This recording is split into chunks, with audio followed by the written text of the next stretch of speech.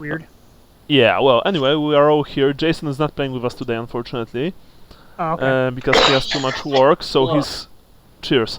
So his character will be introduced later, I guess. First of all, who's making notes? Well, I made it last time, but that would then be my 5th time, so I can either do it and just keep on doing it for 3 times total, or relinquish it to whoever has time, who wants to get back on. This is the last weekend I needed to get some stuff done while we play. So, if you want to do it for a total of 6 times, so you get double the XP. Yeah, yeah. I think that's a good idea, Sean. You would have additional 30 XP, and next time, someone else will be able to take it from you. Okay. Well, I mean, next time would be my 3rd time, so. Oh yeah, I'll just keep on doing it. That's fine. Okay, thanks, Sean. Thanks. So let's start with experience points and how you should spend them, Brian.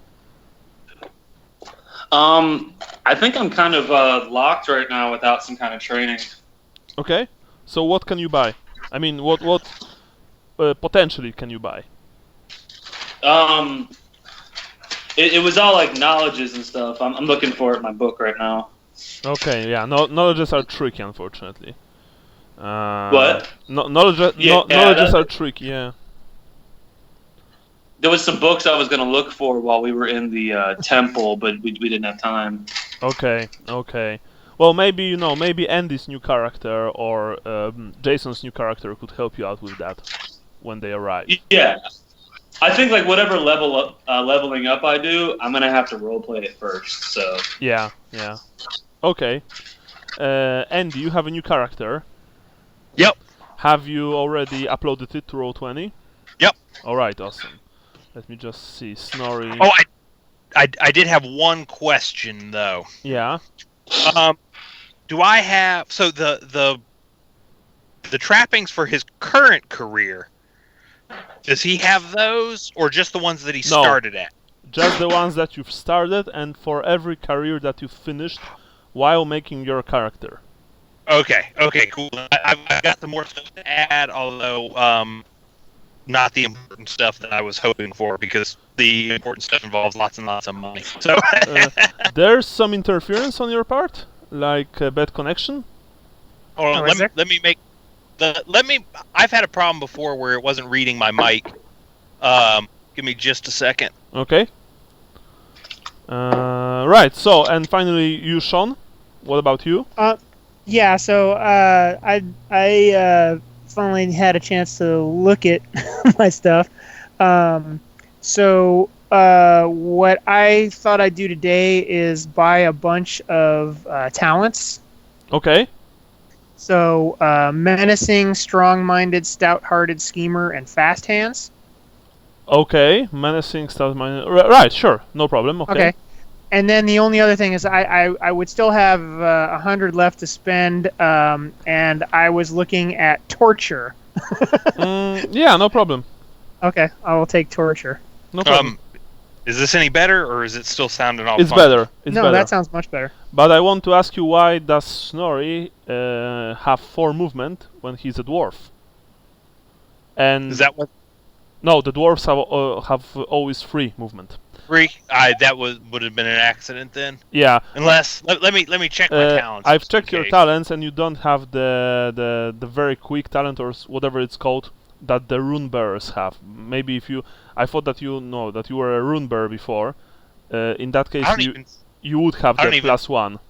I don't even see the movement on the sheet. The movement is below defenses in the health section. It's above special movement box. It's below defenses, below insanity points. Yeah. I honestly, I don't even remember filling that in. It probably... I don't know. Bet it auto-filled. Yeah. Dwarves have a movement of 3, elves have a movement of 5. And the humans have a movement of 4.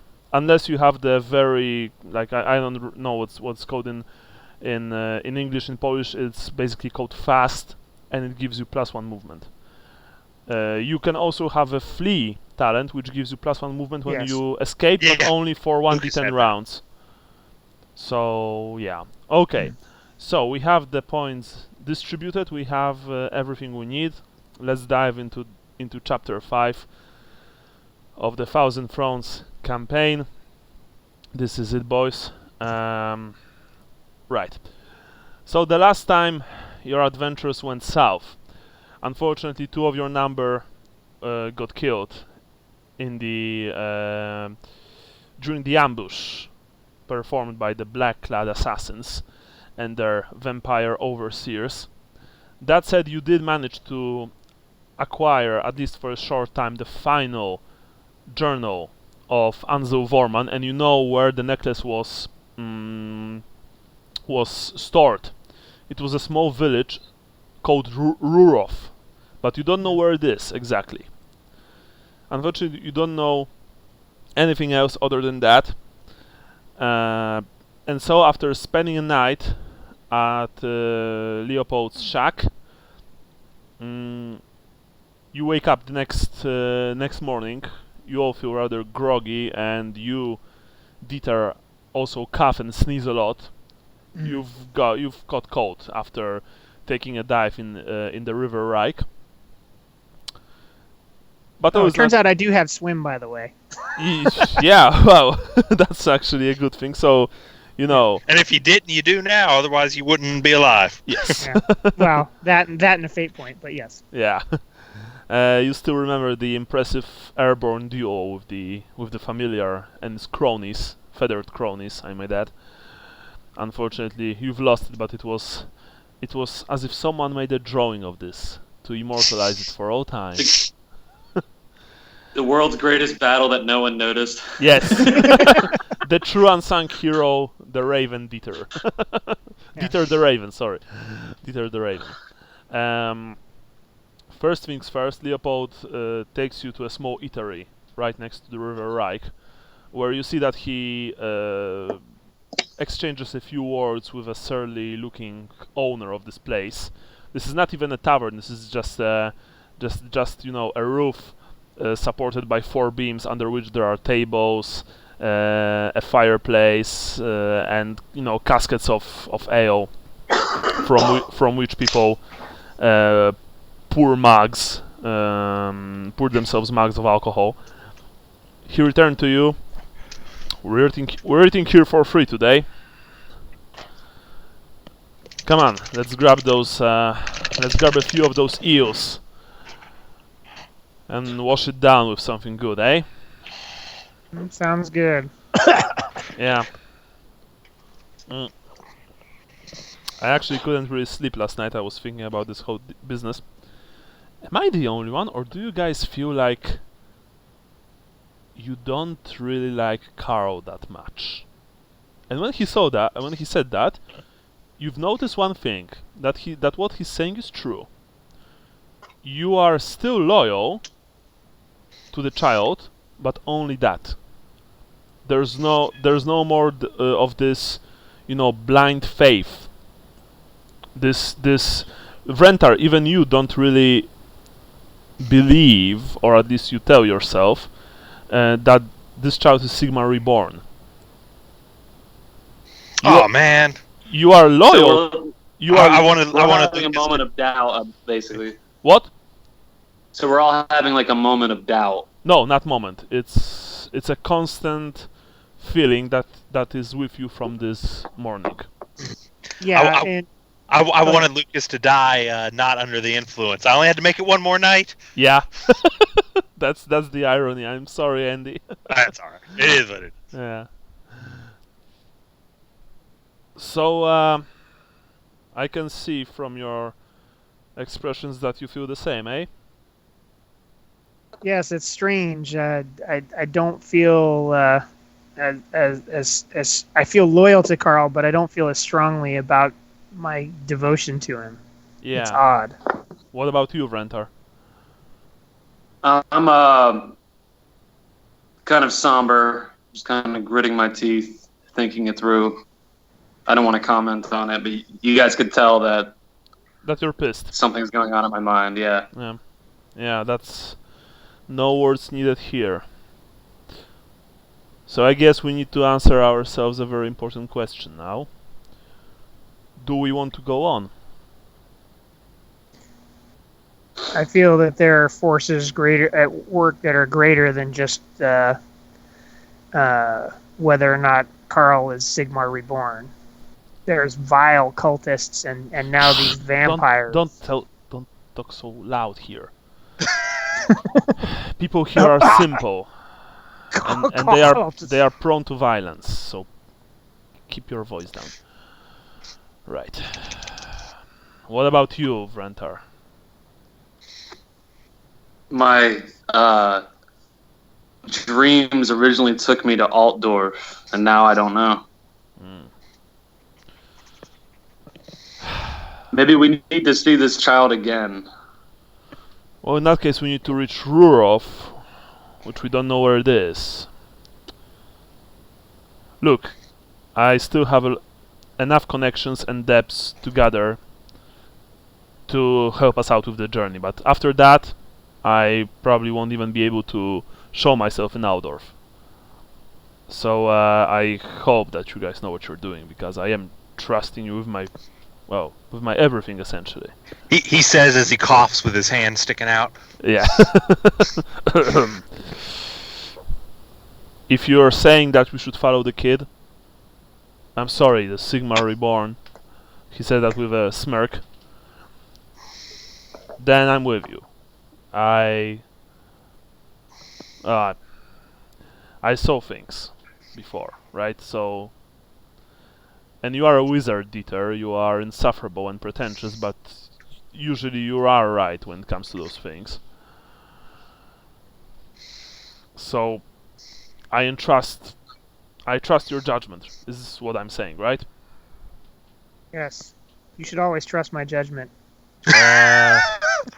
And he was like, how dare you? No. I mean, in this case, I wouldn't trust your judgment. For example, if you would, I don't know, visit a bordello or something. As I said, insufferable, but yeah. Right. Let's eat this tasty eels. Let's drink this nice thin urine-tasting beer, and let's ask around. You guys ask around Ruhrhoff. I need to grab someone that might help us. Well, actually, see if he's still willing. Okay, we'll meet at the gates to the Temple of Sigmar, to the Grand Temple of Sigmar, in 4 hours from now. Okay. That should be enough. Right. And with that, you finished your meal. You've spoken farewell to each other, and you went along your own ways. So, Dieter and Vrentar, you've been left alone at the bank of the River Reich, Naudorf. The multitude of people around you are, just busy with their everyday stuff. There's this mania in the air, as well stench, honestly, because Altdorf stinks horribly. Oh, you know what? Sorry. Yeah, no worries. You still need to know where Ruhrhoff is. So, I guess now it's there's a question of who's asking. Well, I also think at the Temple of Sigmar, there's going to be all sorts of records, and I mean, yes, but you know that after yesterday's attack, it probably it would be rather hard to reach the record. The library. The library, first of all.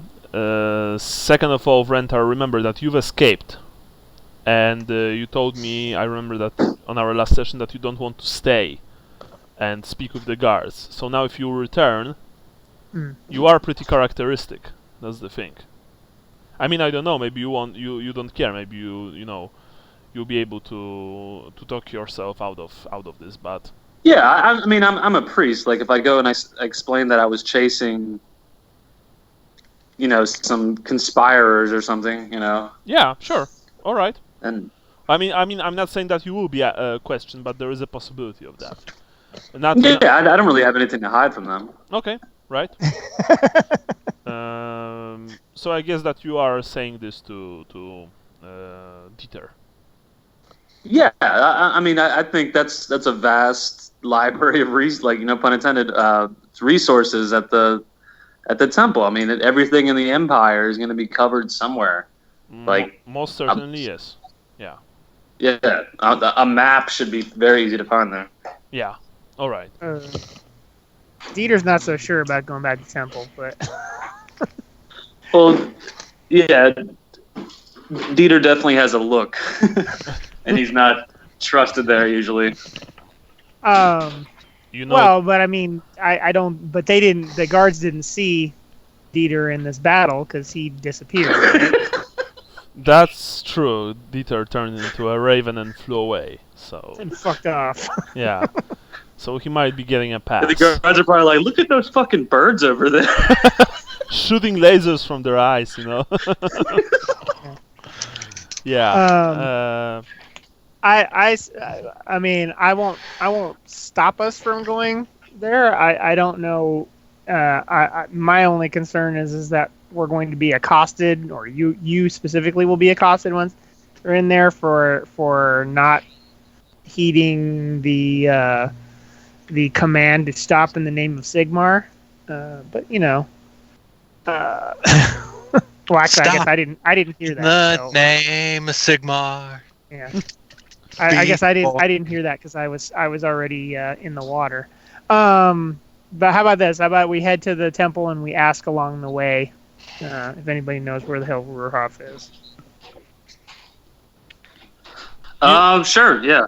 Yeah, all right. Ask some merchants or whatnot. I'm also going to roll very quick. This is the wrong. If So we're We should rolling also, gossip or charm? Wait. Just a second, guys. Okay. Come again, please. Sorry, I had to roll. Sean, gossip or charm? It's a very hard -30 gossip test.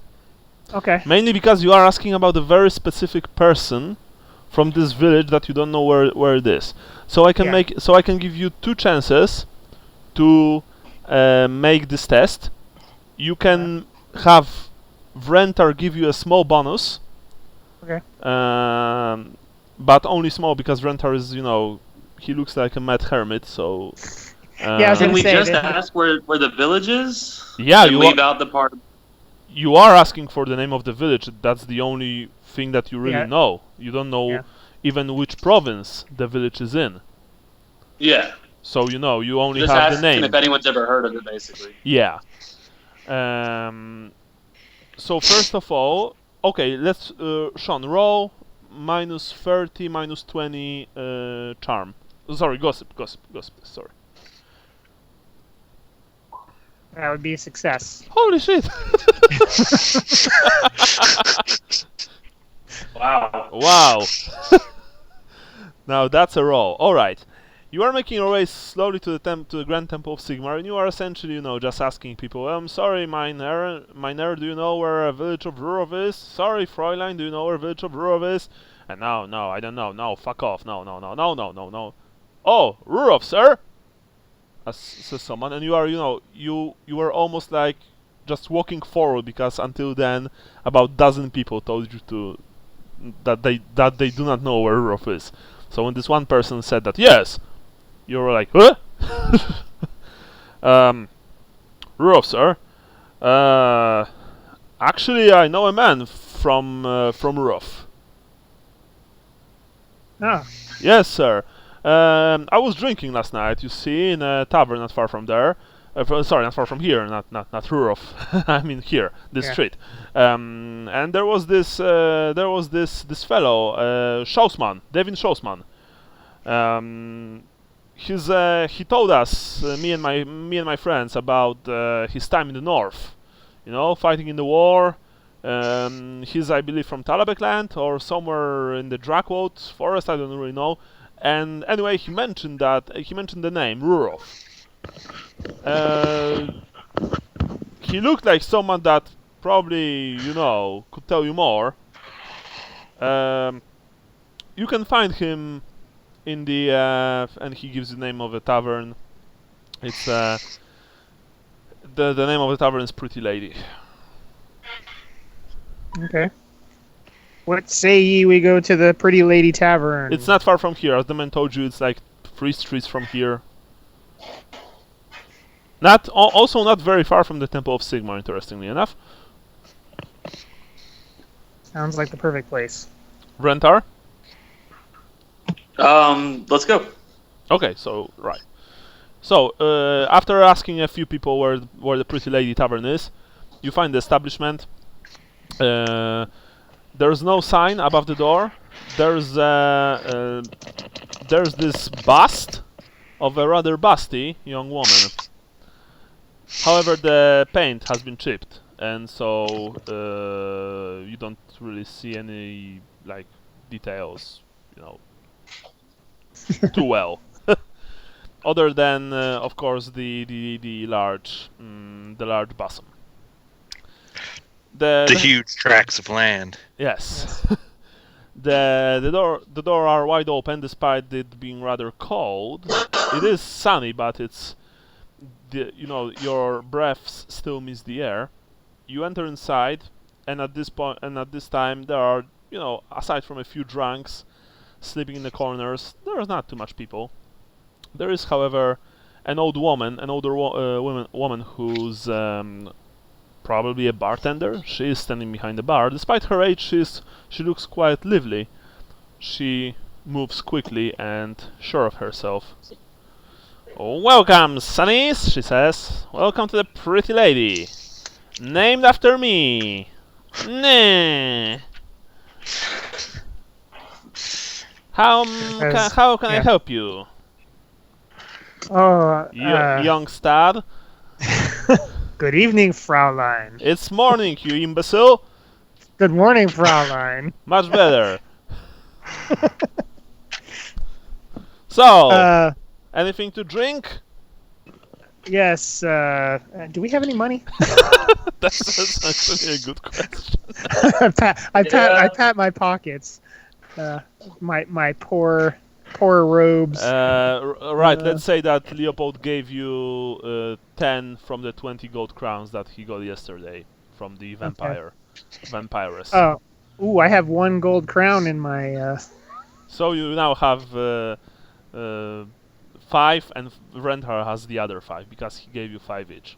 Okay. That's So you can add 5 more than I had. Yeah, you can add 5 gold crowns to your purses. So what it will be, Sonny? Beer? Snatch? Yeah. Snatch flavored beer. If you wish so. Well, you are a bunch of manlings, so Keep it quieter, Gotrek. I would like to. I would like to order a beer for myself and my compatriot. Very well. I have just the thing. It's called Manan's Piss. It will turn the hairs on your balls white. I don't know if I... Do you have anything called Tal's Piss? No, of course not. I mean, Or Sigmar's Piss. A bunch of heretics in my place today, I see. Very well. It's a good thing that we're all sons and daughters of the Empire. Naturally. Here you are. Only 2 pennies per mug. Okay. You have some pennies? Yeah, I'll get one for you, you dirty heretic, you. All right, you pay the woman 2 pennies. Both of you grab the steins, full of rather strange-smelling beer. Well, you know what they say. When in Muraliano, it's not as bad as you thought that it would be. I feel like we drank this. The lady looks at you. So, you boys looking for what? For a job? For something else? I don't need bouncers, just so we are clear. Oh no, we're looking for an individual. A Talabecklander. David Schlossman? You, Devin Schausman, you mean? Schausman. Oh, okay. Schausman. Yes, yes. Very well, sir. Yes, Herr Schausman is indeed a guest of mine. Let me see if he's still sleeping. Be right back. And she goes up the stairs, knocks at the door of one of the rooms. You can hear her saying, "Herr Schausman, some people are here to see you. Get down here." And then she comes back. Before she even managed to return behind the bar, Schausman opens the door. You can see him from your position at the bottom of the tavern. He's a rugged man in his mid to late 30s. He has close-cropped brown hair, plain features, and kind brown eyes. Even from here you can see a nasty scar on his neck that's very reddish. It's probably slow to heal. He has a sword and a shield, as well as light armor on him. Generally his shirt and breeches are plain brown of color.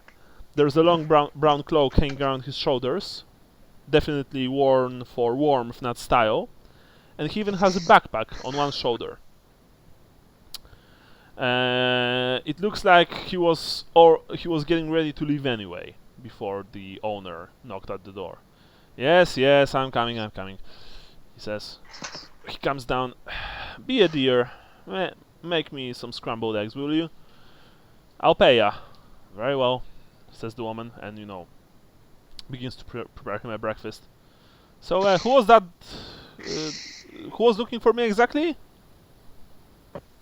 We're looking for you, good sir. He looks at you. Oh. You see that he has the eyes of someone who saw a lot in his life. Really? Nice to meet you, Devin Schausman, at your service. So, who might you be, eh? Renthar Morrison. Renthar Morrison. Mm-hmm. Yeah, Renthar Morrison. Sorry. And you are? Dieter Grunwald. Dieter Grunwald.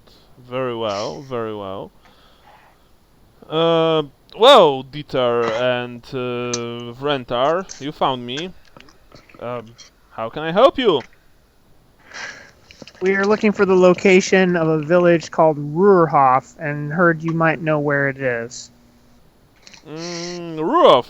Yes, indeed, I know where it is. Dragvold, actually. My place. Well, not Ruhrhoff, you see, but Dragvold is my place.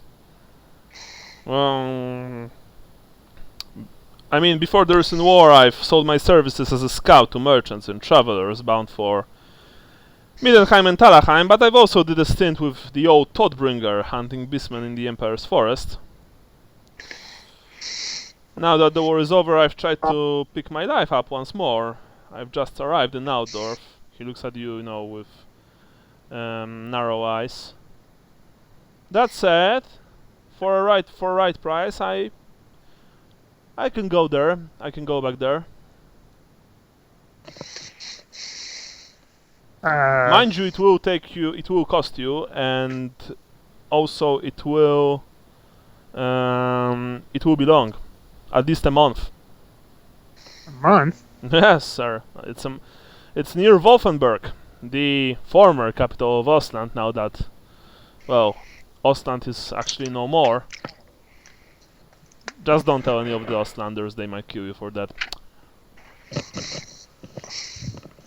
So, you interested? How much?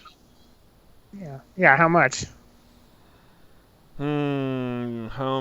How much? Yeah, that's always the interesting part, right? I will take you to the village for 3 gold crowns a week. So we're talking 12 gold crowns, all told. Yes. That said, I also encourage you to do a bit of shopping. Do not expect a lot of inns along the way. We can hunt and forage for food, but you know. I have a horse, by the way. I am prepared. That said, I do expect of you to carry your own stuff and have your own food and medicine. No offense, but that's just how this is just how it is. That's just how it is. We can afford this, but we're just academics, and that's most of our funds, so we'll have to travel light, if you understand. I understand, sir. That said, if you travel light to Dragvolt, you will die. It is teeming with beastmen and other worse things. There are still warriors of the north hiding in the forests, ambushing people, especially those ill-prepared. I'm not going to lead a suicide mission there. If you want to travel there, and you are willing to pay my fee, then I also expect you to take at least enough supplies to reach that place. After that, I don't care. Either you can starve for all I care, but when you are traveling with me, you are prepared. Because I look at Dieter. Because out there, we need to look out for each other.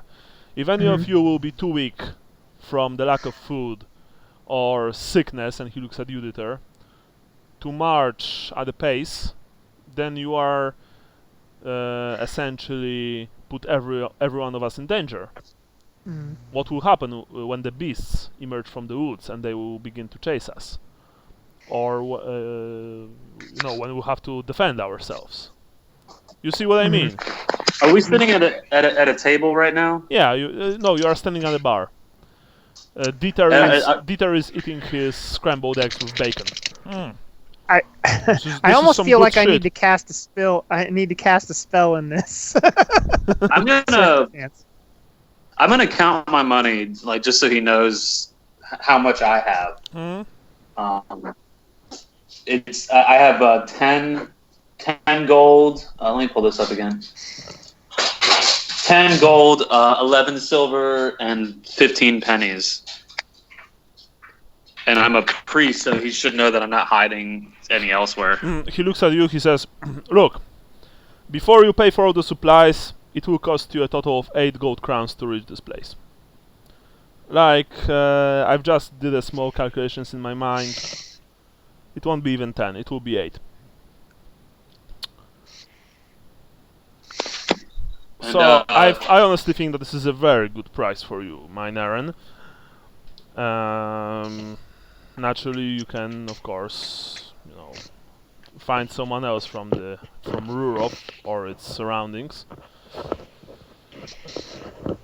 How much can you contribute, Dieter? To go on our quest, I can contribute pretty much everything. But of course, if we need to buy supplies, then that lessens the amount that we have available. Right. You also know that Leopold has money. Right. Probably the biggest sum of you all. He has like 14, 15 gold crowns. Yeah, go ahead. I'm gonna hold my hand out for the guy to shake it, so he knows I'm honest, and tell him that whatever plans we have to make, just set the price and we'll pay it. Like I've he shakes your hand firmly. Like I've said, 8 gold crowns you pay up front. We leave tomorrow morning. I want to see that all of you. How many of you will be there? Only 2 of you? 3. Maybe 4. Maybe 4. 3, maybe 4. So that might make a friend. So that means I want the to wizard's see... intuition telling him that. Yeah. No, Leo said he was going to go get somebody. Yes, that he did. By the way, Andy, you are like at this moment walking towards the Grand Cathedral of Sigmar with Leopold. Okay. Whom you don't know, by the way, just so you know.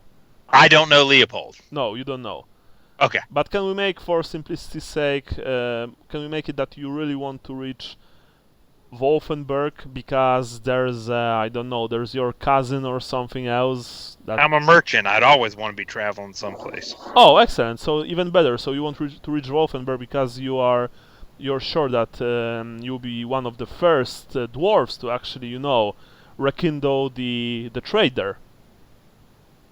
Sounds good to me. All right. And you wanted to reach Wolfenberg for some time, but there was no one else. There was no one willing to go there. But one of your friends in Aldorf was visited by this troubled young man this morning, and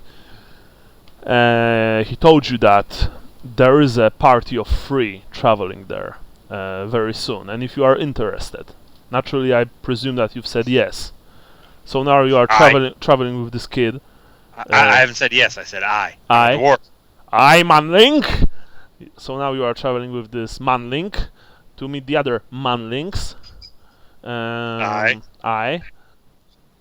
yeah, you are traveling to the Grand Temple of Sigmar, the best of men, naturally. The kid doesn't speak much. He just told you that the other people in the party are a wizard and a priest of the man god, who is also a friend of all the Dawi. Because, Sigmar and dwarves, right? Right. Yeah. So anyway, you guys speak with Devin. He says, right, you pay me tomorrow morning when we meet at the northern gate. It's near number 12 on the map. You can see. When we meet near the northern gate, you will pay me 8 gold crowns, and I want to see all of you packing enough supplies and weapons for my liking. Do we have a deal? Deal. Right. We do. I'll be waiting for you. Yeah. I'll be waiting for you, me and my horse, which is named Boris. Anyway, I'll see you then. And he rather unceremoniously turned his back to you and, resumed eating his breakfast. He's not exactly the friendliest character, but you can see that he's a very matter-of-fact one. A no-nonsense, so to speak. So, after that, and after you finished your not very good tasting beer, I presume that you guys move towards the Temple of Sigmar. Yes. The main entrance. Yeah. Alright. Despite what happened yesterday, it's as if no one ever knew that you fought for your lives on the streets of Aldorf. And you can see that when you approach the grand building of the cathedral, that it's, of course, its doors are wide open and people are coming in and from within its halls. You can also see under the wall, not far from the entrance, Leopold, who's like leaning against the wall, and a dwarf standing right next to him. Dwarf, please, describe yourself. Oh yeah, I wanted to do this too. Trigger warning. He's a dwarf. Dwarves are racist against humans, innately, but it's kind of the same way that your grandfather is, Yeah. is. I don't think that's any problem here. I mean, when it comes to dwarf racism, not racism in general, because that would, at least for me, it would be a problem. So right. But yeah, so there will be a lot of as I would call them, microaggressions. Yeah. Or potentially anyway, might be a lot of those. Just want to make sure we're all good with that. He has white blonde hair. He's missing a finger. Which on one? His left ring finger. Okay. With an axe strapped over his shoulder. He's got a long beard. Obviously, he's a dwarf. His hair is kind of starched up, but not like in what he thinks is kind of So one of the ways, I'm going to go on a little tangent here, I apologize. One of the ways I imagine dwarves is being a little bit like Guidos. So yeah, he's doing something he thinks is flashy. So his hair, like I said, is a little, starched up. But not like a slayer, right? Like more like the way Guidos do. Okay. Sean and Brian should get the reference. I don't know if you're familiar with that. I think I know what a Guido is, I believe. Yeah, go look up Jersey Shore. Yeah. We have that version here. It's called Warsaw Shore. Yeah, Warsaw Shore. We were talking about it. Yeah, it's as horrible as Jersey Shore. Jersey Shore is actual Guidos. So, except for not quite as flashy as those guys, but kind of on that route, conservative but simultaneously flashy. Anyway, so yeah, hair starched up. He's got a coat of leather armor on, but he's got over that some he is a merchant, so fine clothing, fine-ish clothing, right? Not necessarily fine quality, but it looks like something you would see a merchant wearing. Okay. Jewelry. He is a dwarf after all. Likes himself some jewelry. And a very large axe. On his back, yeah. Okay. You also have, I presume, like traveling bag, stuff like that. Yeah. Okay. A backpack, and this is not his first rodeo with traveling, so to speak. He, obviously is, as a merchant, does quite a bit of that. So. Yeah. Okay. So you see a grumpy dwarf. You approach Leopold and the dwarf, I presume.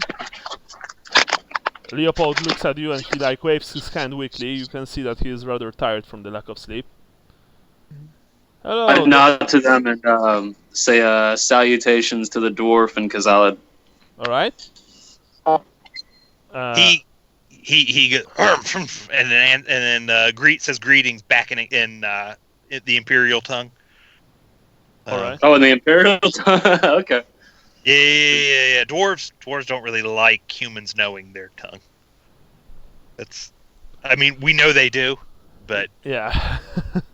Well, just out of character, like Sigmarites have like a big boner for dwarves because the Grungi crafted the Sigmar's hammer. So it's like one of the major tenets that you're supposed to always help dwarves and always. Right. Yes. Right. Yeah. I know all that. But dwarves are still dwarves, right? So, they're very private about stuff, and the idea of, in fact, if I remember correctly, in the 4th edition army book, it might have been somewhere else. It actually says that dwarves will pretty much never speak their language around a human. Or definitely an elf, but because it's none of their stinking business. All right. Cool. I like that dwarf already. Okay. Yeah. He answers you back. Greetings, manling. Leopold says, "May I introduce you, my friends, to Snorri? Snorri will be traveling with us. He's a dwarf, as you can see. I'm not very good at this. So anyway, Snorri, meet Vrentar, the lanky one here. He points at you, Vrentar. And Dieter, A nod. our fearless master of the arcane arts.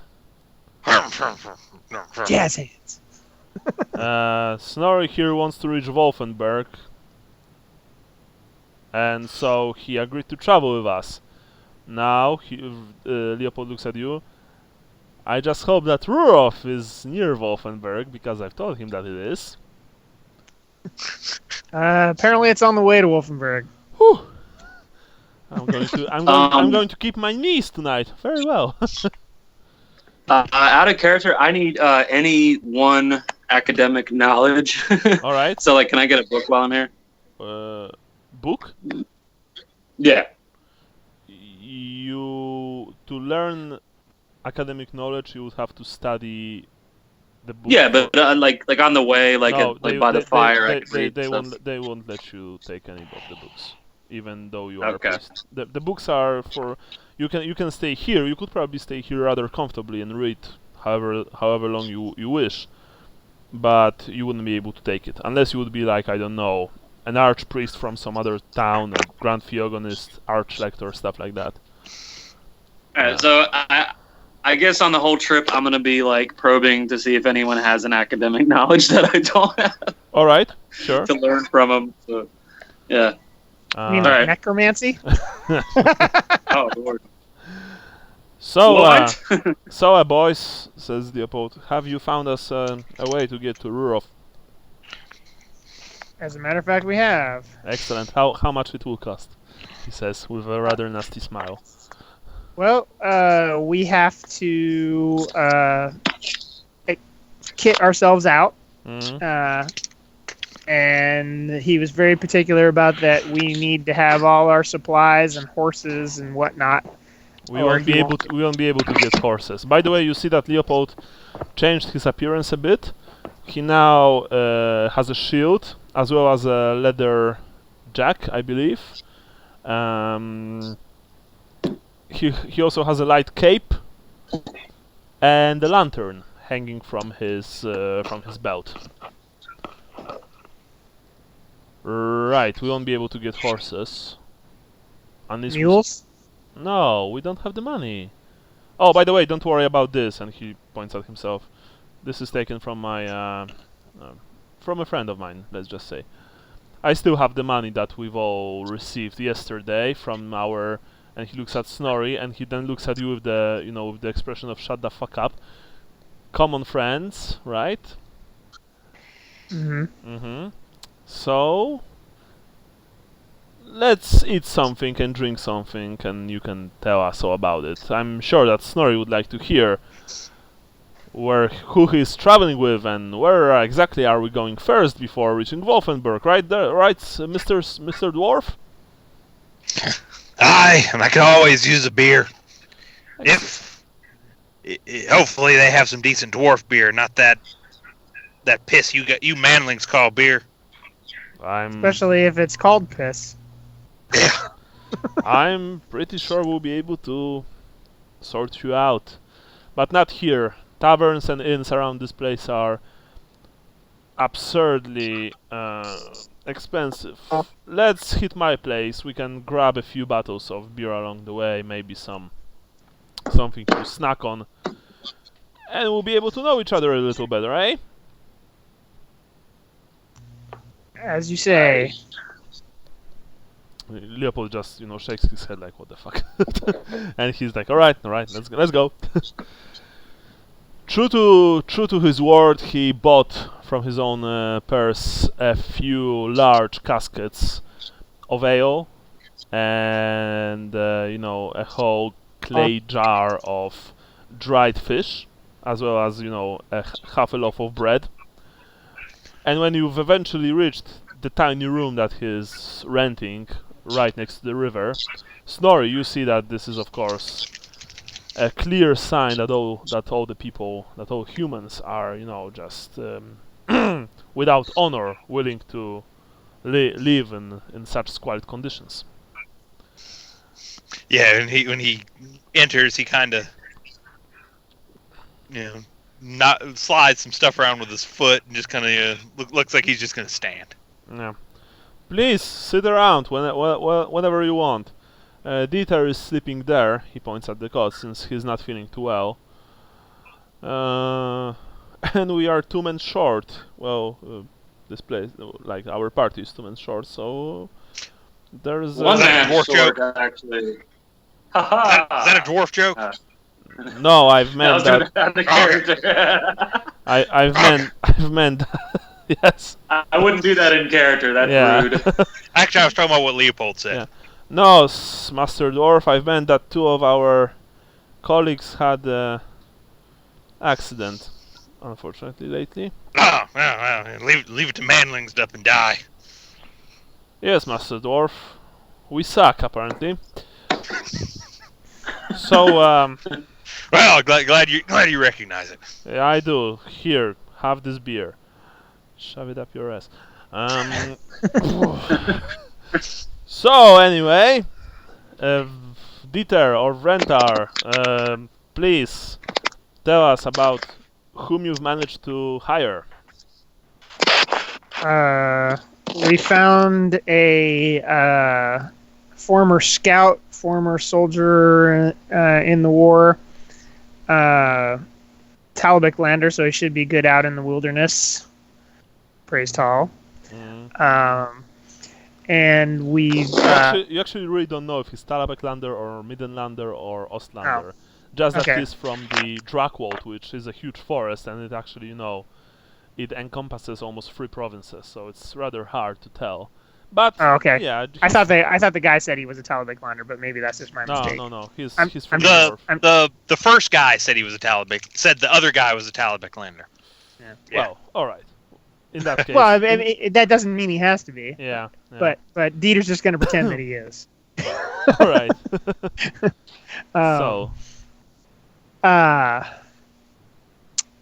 So we found this gentleman who has been to Ruhrhoff and is offering to guide us through the Drakwold.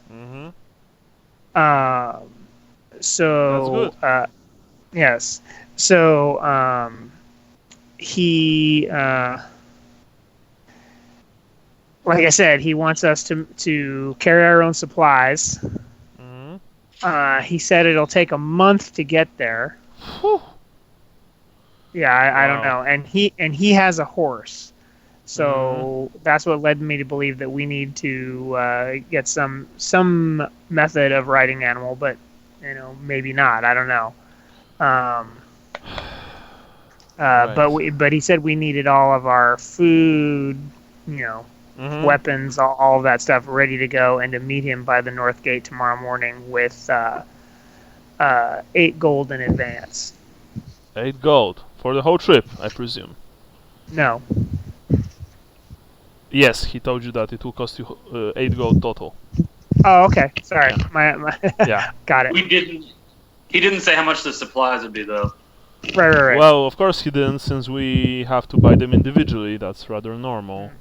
8. Let me just be perfectly clear. 8 gold crowns total, not from each of us.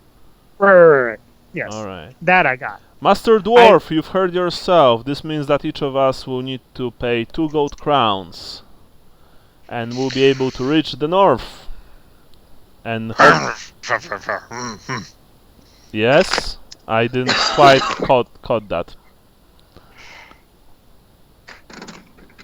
He pulls into his purse and gets some, and throws it into the pot. All right, everyone, take 2 gold crowns from your purses. Give them to me. I'm going to pay it tomorrow morning, right? Yep. All right. Tomorrow morning at the North Gate. Sorry, what Rentar? I hand over 2 gold. All right. Right. So we leave tomorrow morning. We still have a lot of time today to buy ourselves supplies. Yes. Each of us will need a monthly amount of food, water. Well, I mean, we'll be able to probably refill our water skins along the way, but So how much food do you guys actually have? I have 0 travel rations right now. I'm going to buy some later. I've got a couple of days. But as he says this, he literally doesn't quit watching the guy he just gave money to. Or they just took the money. Yeah. Well, Sir Dwarf, or Snorri, if that's okay, that's right with me calling you that. Aye, that's alright. Thank you. A couple of days won't be enough. No, I'll have to buy more.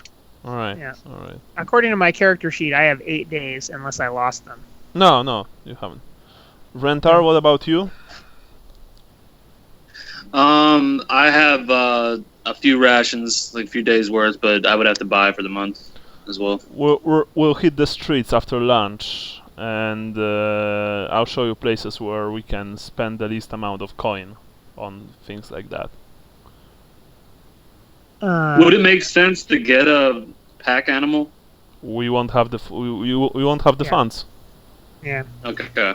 And Peter says, and I've heard that having pack animals is really a pain in the ass because you have to constantly worry about where the fuck they are and whether or not they're being killed. I thought you were making a bad pun. With this being like the main temple of Sigmar, do they land within like the order or anything? Come again? Like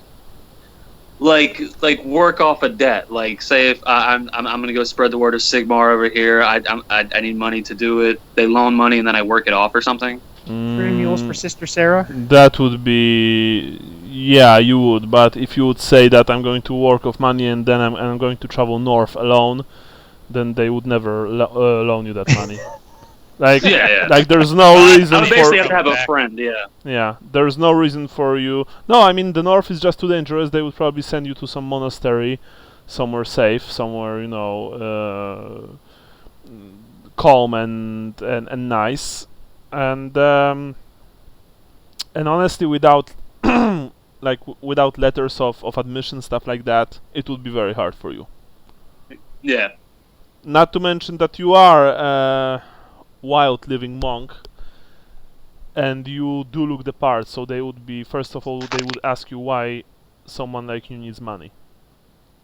Like, this doesn't make sense. You've essentially, lived in a cave your whole life, and now you want gold. Showed up and then, give me money. Yeah.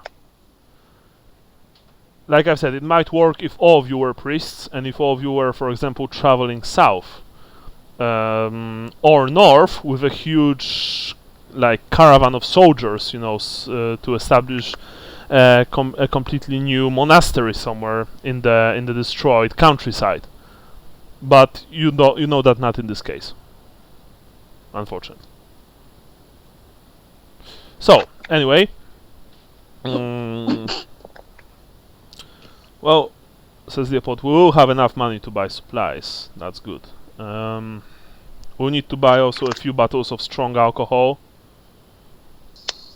For wounds, stuff like that. Maybe an antitoxin kit, maybe a tent.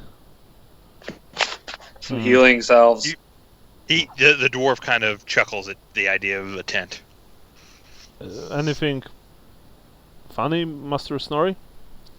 Those manlings in your tents. Just elements. They won't hurt you. They won't hurt us, but they will make us freeze our asses off. Miserable. Or... Oh, manlings. Oh, Grungy's beard. Yes. Like I said, microaggressions. Yes. Trigger. Triggered. Yes, well, anyway, I think the time for lunch is getting closer and closer. What do you say we hit the same place that we ate our breakfast in, eh? Like I said, today we are eating there for free. The man owed me a debt, so I've came to collect. We'll have double. I'd like to get some eels one last time before we leave the city. Yeah. That's the one good thing. After that, we'll hit the streets and maybe. Well, honestly, men and dwarves, I think we need to pull up. Pull in. Good thing that he didn't say pull out. Pull in and buy a tent or something like that. I don't fancy myself sleeping under the under the Our guide nights. said he did want to be prepared, so I think we should follow the advice. Yeah, not a bad idea. So 8 gold crowns for tomorrow's journey. Everything besides that we can spend, and we probably should. Yeah. All right. Dieter needs to buy a new quarterstaff, and then food, and then I think other than that, I think he's covered. Right. So you've hit the joint, the EU joint, and the owner just looked at you as you've entered the premises. He nodded at Leopold, and then one of his serving girls just brought you a rather large amount of deep fried eels and eel soup with some bread and some cheap thinned mulled wine. Can we get some dried eel for the trip? I'd much prefer seafood. Not here, but Leopold says that he will show you where you can buy some. So, no worries. He has your back. After that, you hit the streets, and for the rest of the day, you are just traveling through the streets of Altdorf and buying things. This is a tedious, time-consuming, and honestly, very tiring endeavor for you. Mainly because does anyone of you has haggle? I don't think so. Pretty sure I do because I'm a dwarf. Hold on. So I do not have haggle. And how much? I have haggle. How much fellowship do you have, Andy? 35. 35. So I'm going to check. And Leopold. Not bad. Not bad for a dwarf. Leopold has 49.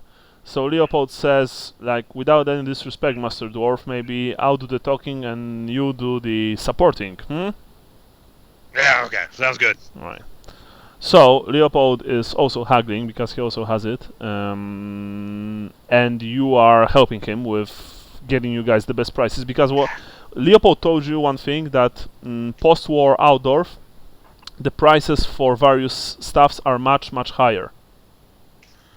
That said, I can see on character sheet that Leopold also has a deal maker, so that's additional plus 10, so he'll be haggling on 69. So, yeah. So, first of all, I presume that you guys want to buy food. Yeah. Alright, now, someone who's good at math, because it's not me, I will need you to count. Is someone there? Yeah. All right. All right. So the base price for 1 week of rations is normally 6 silver, but like I've said, these times are hard, so it's 7 silver. That said, we are trying to haggle. And I failed, so it's 7 silver, unfortunately. Unless you guys want me to spend luck. Oh, you can also spend luck on these rolls. So yes or no? What do you guys think? Well, for a dwarf, it's actually probably worth paying a little bit more just so he can feel superior. Because knowing he would have gotten it, right? So he probably would not necessarily be in favor of that. All right. Sorry, Brian. What was that? What would the price be with the failed check? With the failed check, it would be 7 silver. Per one ration. There are 4 of you, and this is 1 ration per week. Yeah. Can you? Right. Yeah, I'd say use a luck because we're pretty broke. All right. I'm broke anyway. So I'm using Leopold's only luck point. After that, if you want to, re-roll, you have to use yours. And then he still failed. So it's 7 silver per ration. Now and we need 4 rations each. More. This is only for a single week. Right, it's 1 month. Oh, yeah, 4 times 4. No, I think only 3 because each of you only has, I believe, a ration for a week. So let's make it simple and make it 3 per each of you and 4 for Leopold. Okay. So 3, it's 9. It's 12 if I No, 13, if I count correctly. Yeah, 13. So 13 times 7 silver makes total of... 13 times 7 makes 70... 91. 91 silver. Now, 91 silver, does anyone have their books? I have PDFs here, but... I thought it was 20 gold is 1 silver, or is... No, 20 no. silvers. Hold on a second. Or is that pennies? I have it, I have it. Shit. I have have it here. It's 1 gold crown, 20 silver, 1 silver, 12 pennies. So 91 silver is 4 gold. 4 gold. And 11. Wait. 4 gold and 11 silver. Am I counting that right? Yeah, that's so. what it came to in my head. All right. So someone note, please. 4 gold and 11 silver for the food alone. Okay, got it. All right. Per person? For total. No, total. Total.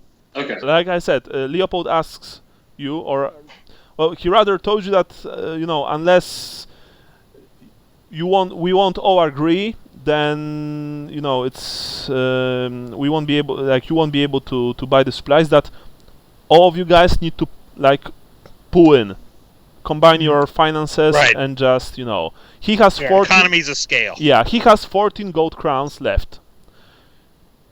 From that, 8 gold crowns go to Devin. Mm-hmm. So he has 6 gold crowns left. Then there are you guys. Vrentar, how much do you have total?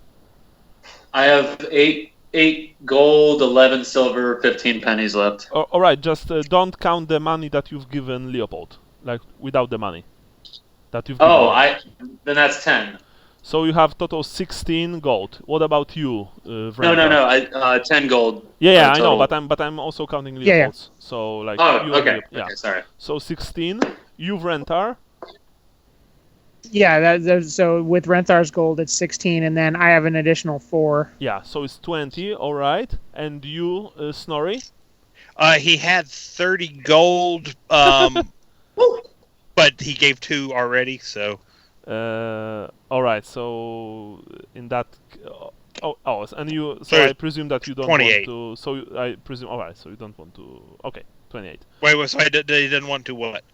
No, because for a second I thought that you are not contributing. Sorry, my bad. Yeah, no. The two for the fair essentially. He's already chipped in that, so he would have a total of 28 left. Like I said, you have a total of 30 because I've deducted the 8 gold from Leopold's stash. So you have 30 plus 20, so you have a total of 50. You can spend 50 gold crowns on supplies, from which 8 and 11 silver go to food alone.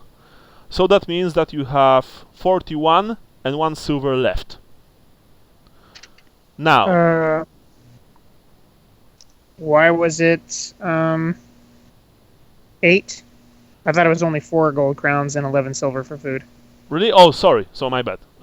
So in that case, you have not 41, 45. And 45. All right. 45. Typical man, Lincoln. Yes. Trying to cheat me my gold. 45 plus 9 silver left. 9 silver, not 1 but 9 silver. Yeah. Yeah. So, Dieter, you wanted to buy quarter stuff. Yes. It costs 5 silver, but Leopold will try to haggle. No, he failed. It now costs 6 silver. No, it still costs 5, but okay, 5 silver. On a botch it costs more. Just so you know. So 5 silver goes for your quarter stuff. So we now have 45 plus 4 silver. All right. Can will the price be any different on the food if all my rations are dried fish and stuff? No, not really, because most rations are not only. You can buy a barrel of dried fish, although even you will know that you won't be able to eat it all by yourself. This kind of diet is getting very monotonous and very unpleasant rather quickly. So just so you know, and this barrel costs let me see, 5 pennies for a small barrel. It's also rather heavy, just so you know. So okay, I just want to kind of stick to a seafood diet because that's what he ate up north. So, like I've said, Leopold just, he took you to a place where much of the rations that you've bought actually has fish in it. So, like, without any problems. After that, perhaps he says that perhaps it's a good idea to buy, for example, a few matches, just in case. Okay. So it was. He's not going to haggle for that. It's 11 pennies for 10 small packets of. For a small packet of good quality storm matches. They will 11 pennies. Yeah, they will always burn, even in a strong wind. Okay. So that's and he redistributes the matches along the party. So there are 5 of you, so everyone has 2 best quality matches. Yeah. After that, he looks at you and just like expectantly waits for your ideas what to buy next. Didn't we talk about healing salves? Healing salves will be expensive. 7 gold crowns per salve. Yeah. Didn't we talk about like an antitoxin kit or something like that? Antitoxin and a tent. Yeah. Yeah, let's get the tent. Okay. Tent first. All right. So you want to buy a tent? I'm going to. We got the hard alcohol, right, for drinking and for. Yeah, that will buy in a second. You want to buy one big tent, or like smaller tents? Smaller tents will be 17 silver. The each or for each 17 silver, and this is a single person tent, while one huge tent will be able to you will be able to sleep in it, although it won't be very pleasant, not with that many people, but it will cost 4 gold crowns, and it will be heavy. And there's only one way in and one way out, and you can burn it down easily, as we already know. Yes. And it's going to stick out like a sore thumb. Yes, unless you buy the best quality, but then it will cost 40 gold crowns. I think maybe smaller tents will leave less of a profile. Like we could kind of put the fire out. Well, but the problem is we don't have that much money though because if it's 17 for one man tent. 17 silver. Oh, 17 silver. Yeah, 17 Does silver. that fit 2 people in it or only one? Yeah. Okay. Oh, that's still. I mean, that's doable. It's like a gold a person almost. Yeah. He's going to haggle. He passed, but of course the merchant tries to counter him, but he failed. So you only pay 15 silver, the base price, for 4. Yeah, so that's pretty good. So it's 60 silver total for 4. I'm saying 4 because Snorri said that he didn't want one. If you want one, Snorri, then of course it's additional 15 silver. Yeah, so he'll take one just in case. So it's of course 75 silver. The hypocrisy of elder races is well known. So it's oh man, so we're gonna get 5 silver left over minus 4, so we got 41 gold and 8 silver and 1 penny. Yeah. After that, the healing salves. Like I said, normally they cost 5, but the times are hard, they cost 7. Do you want to buy? And if so, how much? I feel like we can't afford that. I feel like in our past we've never used one correctly anyway. No, these are the potions from Diablo that you drink and you immediately heal. Oh, okay. I think I have one now, but I don't know everybody else. We always need them and we burn through them quick, so they're pretty valuable.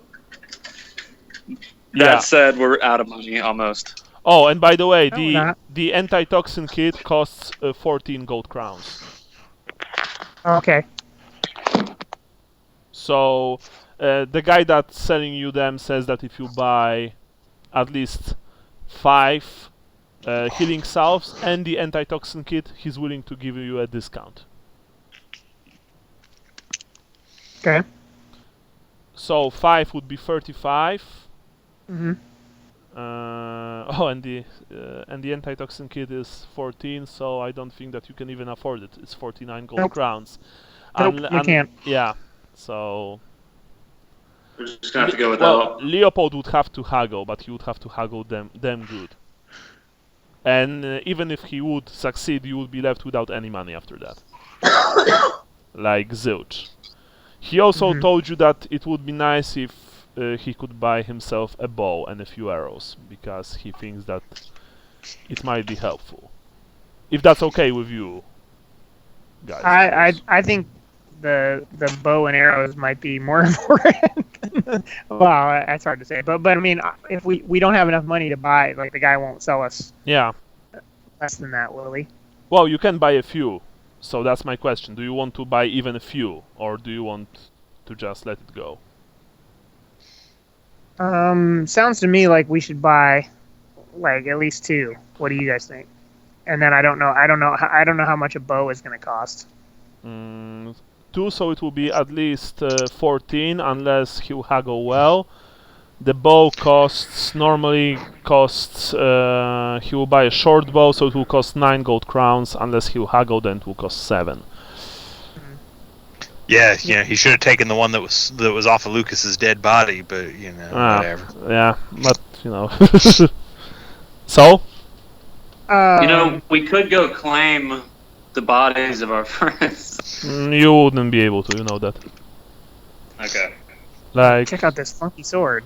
if anything, if you would go back there and say that, hey, this is our friends' bodies, we were with them, that even your renter would probably end up in a dungeon for questioning by the Templars, because unbeknown to all of you, your friends were mutants and they had clear signs of mutations.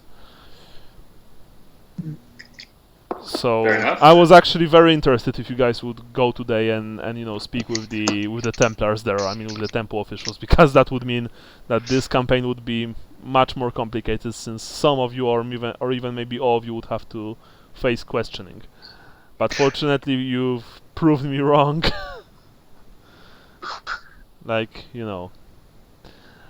So 2 salves.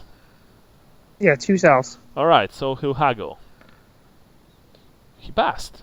The man haggles back. Hey, I'm gonna run to the restroom real quick, if that's alright. The man haggles back, but he fails, so that's only 10 gold crowns. Okay, so spent 20 more. Alright. Down to 21. You've bought 2. So 5 each. Yeah, so that's 10. Oh, sorry. Yeah, so not 20, 10. Got it. So you have 10. still 31. 31. Alright, do you want to buy the anti-toxin kit? And that was going to be 14, though, right? Yes. Before that was suggested by our guide. Yes, before haggling, it will be 14. Because I don't know, I have no clue how much a bow costs, so that's my only concern. Like I said, Leopold told you that it should be about 7 to 9 gold crowns. Okay, yeah, then let's get the antitoxin kit. Alright. So, Leopold haggles once again. He failed. Does any one of you wish to use luck? Yeah, I'll... I'm asking maybe first someone with bigger amount of luck than you, Dieter, would like to spend it. Yeah, let's... Yeah, use one of my luck. Right. I have 2 left Right. after that. He passed very well, and that's actually a couple of successes. Unfortunately, the seller had a much better roll, so it's 14 still. Okay. So yeah, so this is 14. We have 17 left. All right. Now it's the clear alcohol for wounds, stuff like that. So essentially, it's just it's like It's normally 1 silver, but it will be 2 silver. That said, of course, it's haggling time. Ooh, nice. And counter haggle. Failed completely. So, Leopold bought 5 bottles of clear alcohol for each of you for 1 silver, so it's 5 silver. Okay. Oh, and while we're at it, he also buy, beer for the road. Okay. Because it's a liter of beer will cost 4, 6. All right, so 5 times 6, so 30 pennies. Okay. For a liter of strong black beer. How much money do you have left? 17 gold, 3 shillings, and 1 penny. 17 gold. All right. Leopold says that he has the lamp and he has enough oil in it, to last you guys quite some time. But he also offers, proposes to buy a soaked. What's the word? Not the firebrand, but torch. I have a bunch of torches in my inventory. I also have a storm lantern, by the way. Oh, okay. So no. So it's so he only buys for. Let me see if he'll be able to haggle. Holy shit! What a roll! It's better. He also buys a bit more oil for 5 silver. So please deduce that. And finally, we come to the bow business. He buys a very short bow for himself. Nice. Counter roll. Failed. 4. Only 5 gold crowns. And 10 arrows. 10 arrows for only single shilling. So 5 gold crowns, single shilling. How much money do you have left? Have 11 gold. You said 5 shillings? No, 5 gold crowns, single shilling. Oh, 5 gold crowns and single shilling. So that would be 6 gold left and 14 shillings and 1 penny. I didn't. Did he buy beer or no? He did. How much was it? The beer was. Wait a second. I need to shit. I need to quickly check it out. Sounded like you said you needed to shit. Yeah. It was liter for 5. It was 20 pennies. Oh, 20 pennies? Okay, so just 1 silver. Okay. He also buys. Let me see. Alright.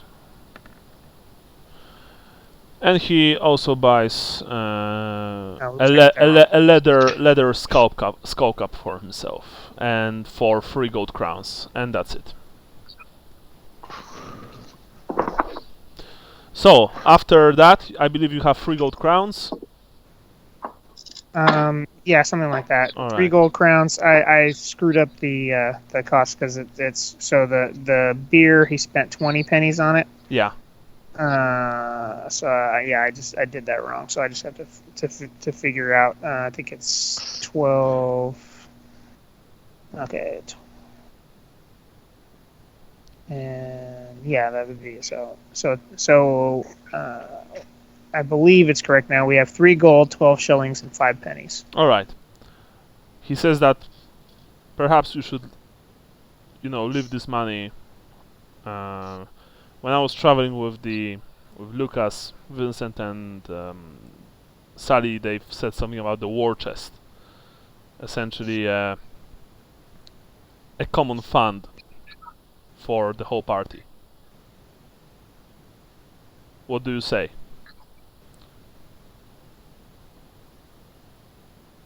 I have no need for worldly possessions.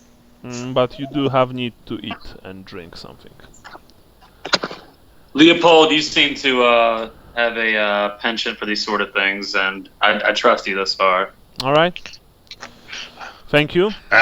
Cooperation is always the way to succeed.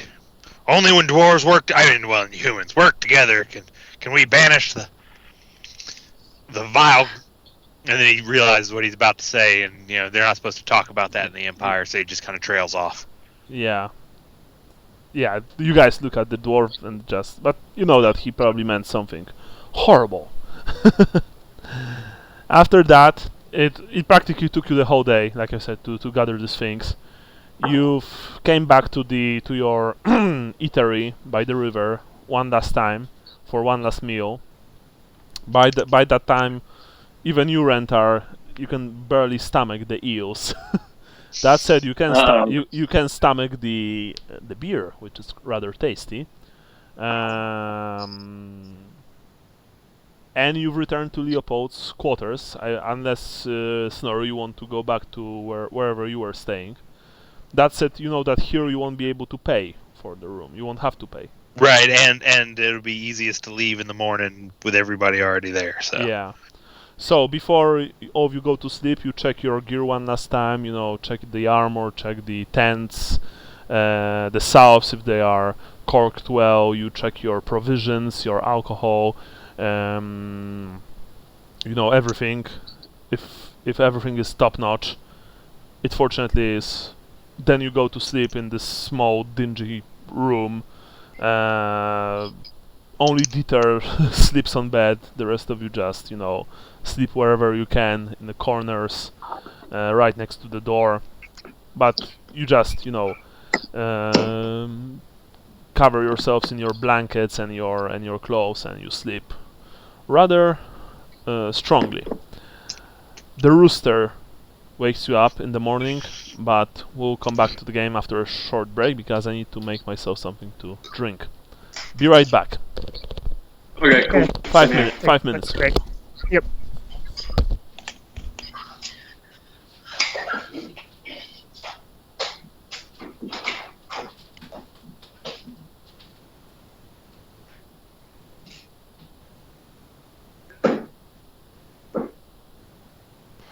Well, in that case,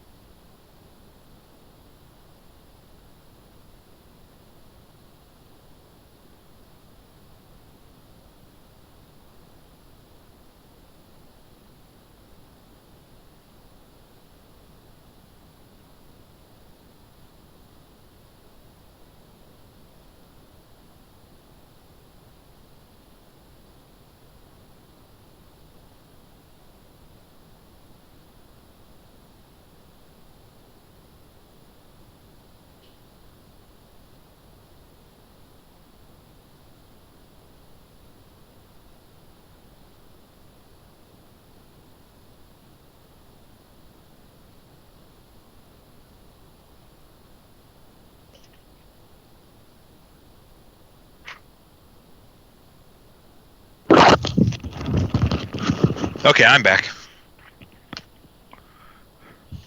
Anybody else here? I'm here. Okay. I'm here, but I'm stuffing my face, so I'm on mute.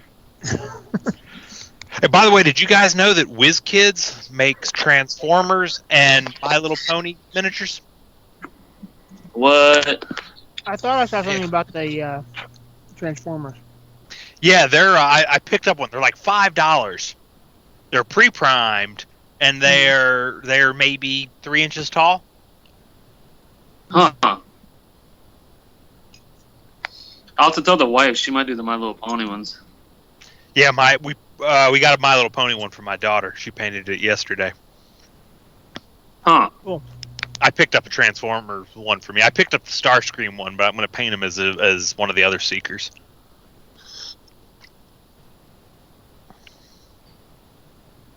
Hey, did you get last month's White Dwarf?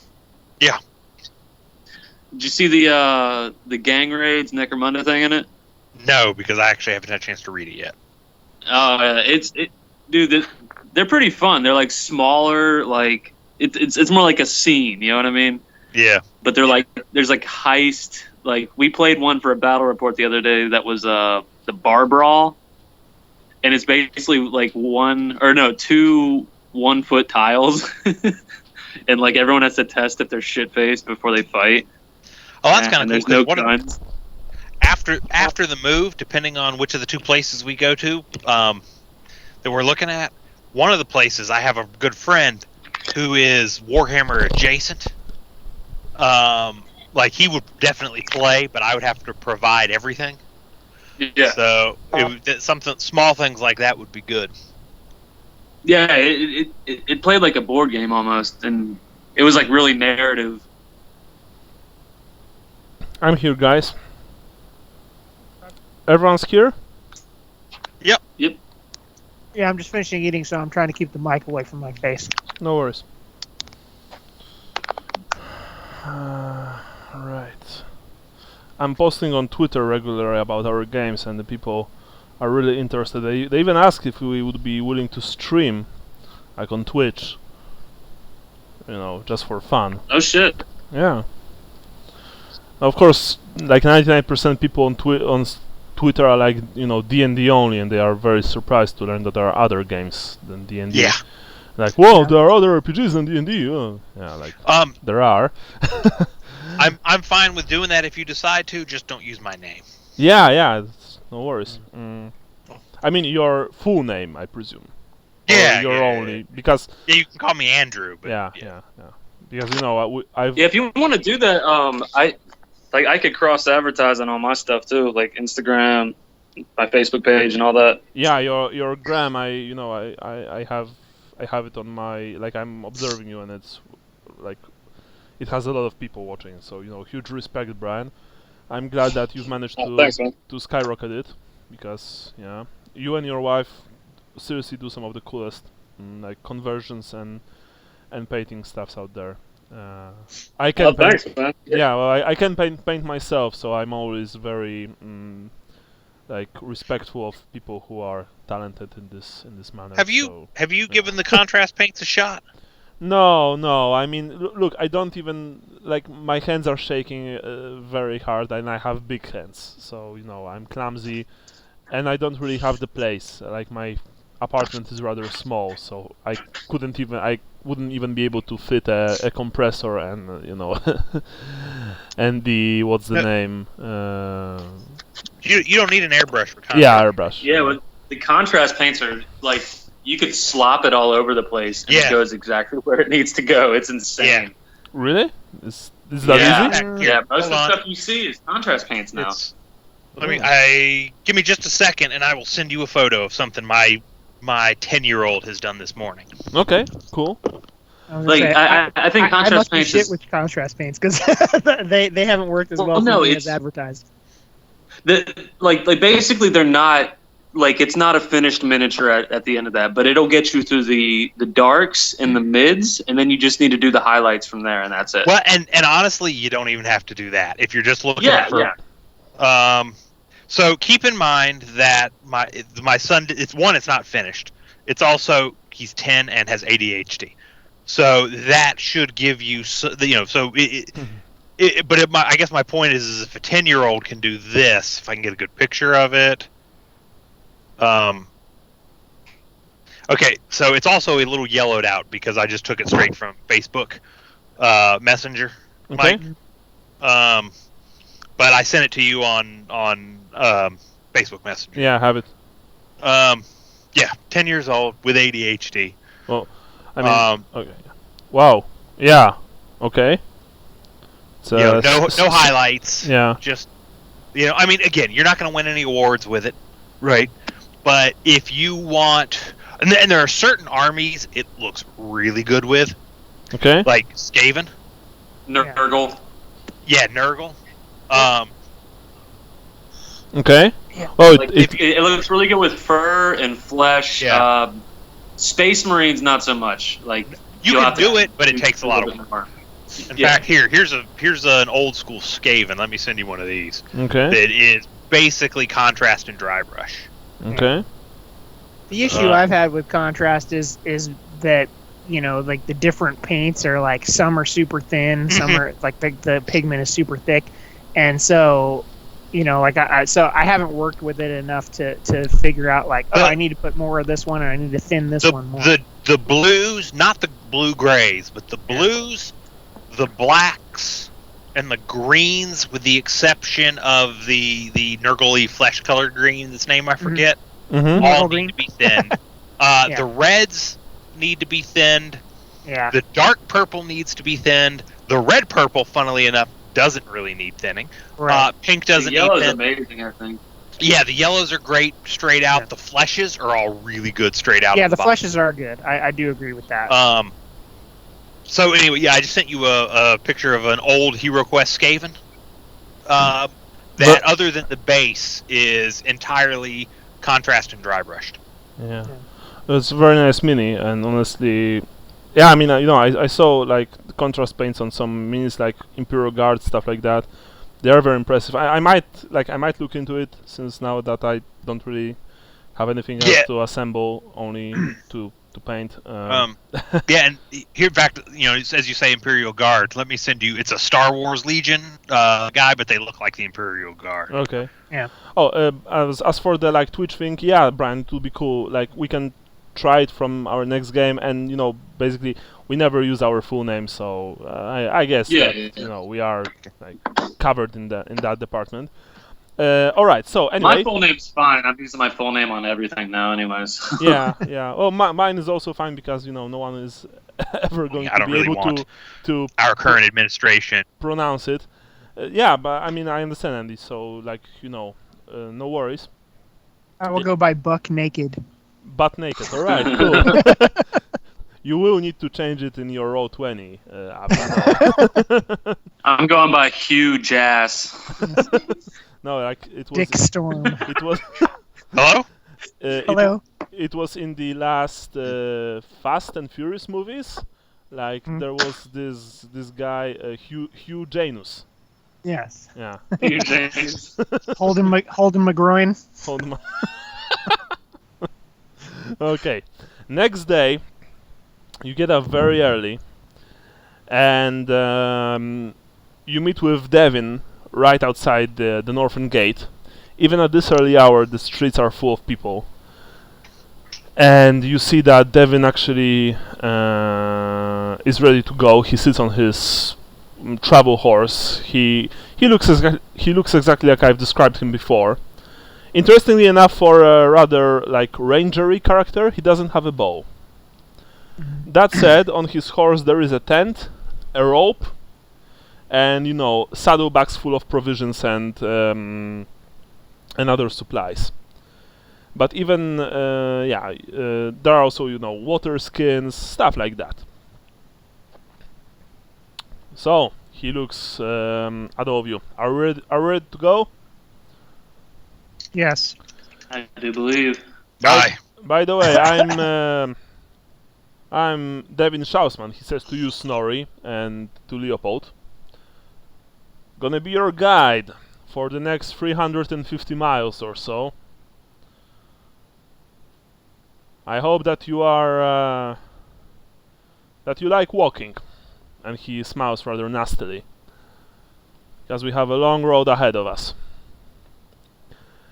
And with that, you moved out. And actually, now this is going to be like sort of downtime. Sorry, but I will need to make a couple of rolls. I presume that if nothing happens along the way, then nothing happens. You guys will just travel, eat, camp, stuff like that. Maybe you'll be able to know each other a little bit.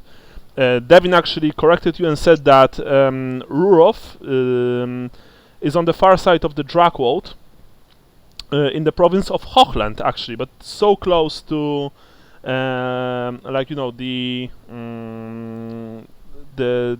so close to Ostland that it really doesn't really matter. So just for your information, how this stuff looks. Okay. I actually pulled up the map on Gitzman's gallery to figure out. It's the best gallery out there. Gitzman he's a mate. Yeah. Oh yeah, here it is. Ostland. Yeah, Hochland. Hochland is probably, aside from the Mut, is the smallest province, but it's connected to Talabekland, Middenland, and Ostland. It's like backwards from what I understand, right? Yeah, well, not as much as Stirland, because they are the rednecks of the Empire. I thought Talabekland was. Talabekland and Hochland are mainly like they are the better rednecks. They can at least they can hunt well. And Talheim, from you guys remember we played Terror in Talheim. It's a city of law, while Hochlanders have great hunters. Stirland really is just on the ass end of nowhere, and all those people are like, wee-haw, get the moonshine, stuff like that. Talabekland is like the rich people in Gone with the Wind, southern rednecks. Yeah, stuff like that. Yeah. While the Stirland is like, my wife is my sister, and we live in the trailer park or something like that. Sorry for that. You got to clean all that up before we get on Twitch. Yes. That, of course, is not true completely, because it's the presumption that other people in the Empire have of the Stirland. Right. Stirlanders are in their own rather complex people. For example, they are known for their wine making skills, as well as the fact that they are probably the most hardcore anti-undead fighters out there, other than Ostermarkers.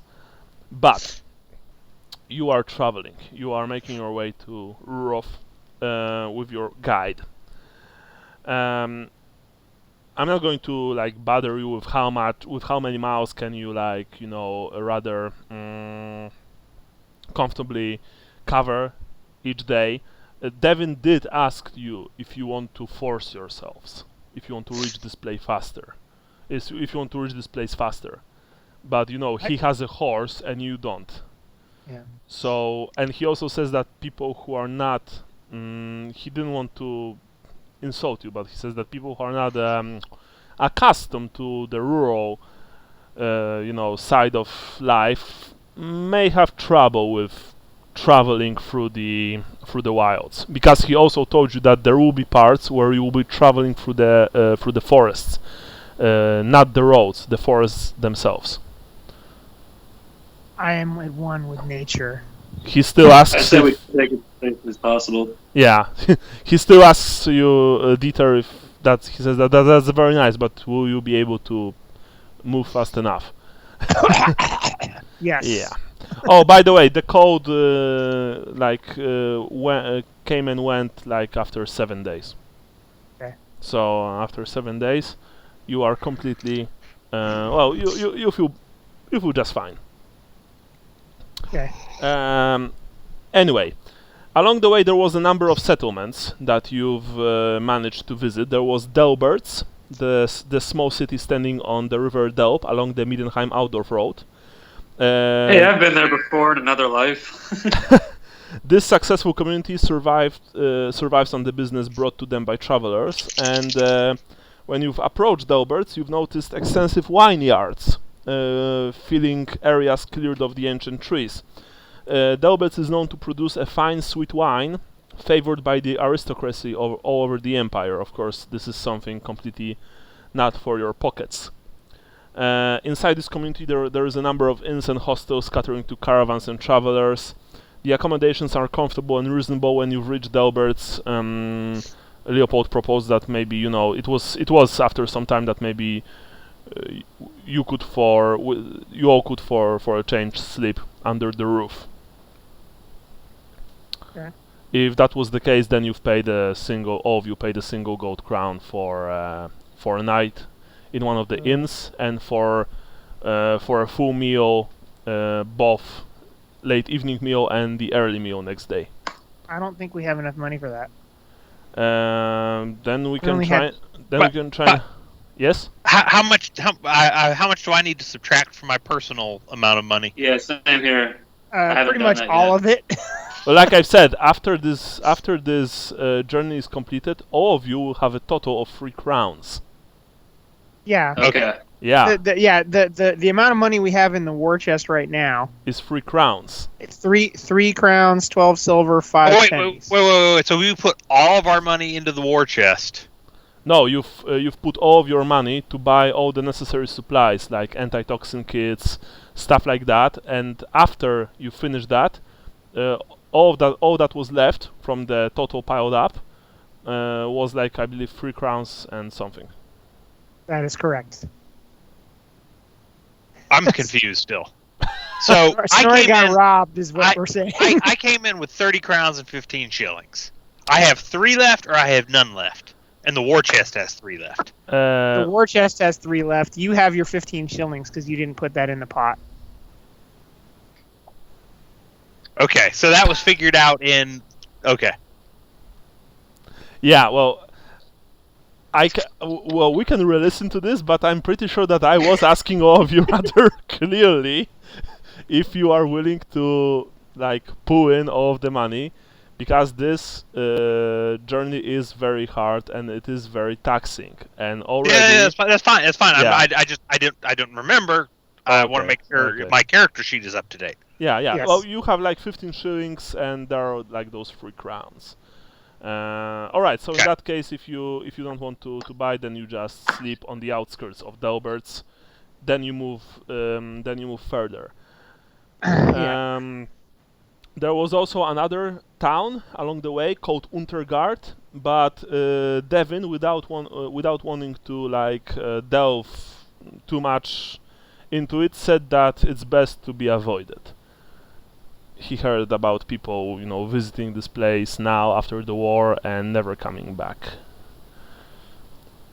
Interesting. Yeah. But they have a bouncy castle. Sorry. However, there might have been a few things along the way of your journey. Oh, and by the way, of course, I don't really need to tell you that once you've left the bountiful and, war-free Rakeland, and you've entered the less lucky provinces which were ravaged by the war, naturally the sights and smells completely changed. Destroyed villages, completely wrecked tracts and roads, looming dark forests along the way north, and strange sounds coming from said forests, not only during the night, like it would have been in better times, but also during the day. Devin told you that the beasts have, and other worse things, not only beasts and greenskins and bandits, but other worse things, have become so brazen in their violence that they sometimes even venture out during the day to ransack, rape, and murder. So if we pass a place where there was like a fight or like a battlefield or something, from the war, can I do like a blessing? Yeah, sure. I mean, you didn't like pass any battlefields per se. That said, you did pass places where there was like where there were skirmishes, you know, minor fights, stuff like that. Many of the roadside shrines have been desecrated or completely destroyed. That said, some of them were intact, mainly shrines to Tau, Raya, and Sigmar. And the further north you venture, also the shrines of Ulrich, the wolf god. But even so, very quickly after leaving Aldorf, you felt like you've entered a completely different world. A dark and gloomy world, and very dangerous. I don't even have to tell you that watches during the night have become mandatory, and your small tent villages, had to be especially well guarded during the nights. Your tents having been set up right next to each other for added protection, and for warmth, because even though the winter is ending, it's outside in the wilds. The chilly wind blowing from the north can still be very unpleasant. And there's dampness and occasional, rain. All of you, even you, Dieter, even you, Rentar, are feeling miserable from just trekking further and further north, following this accursed child. Which, by the way, soon after you've left, you've came back to your senses completely. Like there's not even loyalty left for the child. You are unsure as to why you ever thought that this kid was something special. Can we suspect that there's some kind of like? Of course, black magic. Okay. Yeah, of course. I mean, you are a man of faith. I mean that's kind of how the whole plan, like the guy's whole plan is based off of that being black magic. So yeah, well, I mean the dwarf wouldn't because he wasn't there. Yeah. Oh, by the way, I don't know if you guys want to tell Snorri about all of this. I presume not. Leopold, I thought we weren't supposed to. Leopold, one day just took all of you except you, Snorri, to the side and said that it's best not to tell the dwarf about all of this stuff. At least not yet.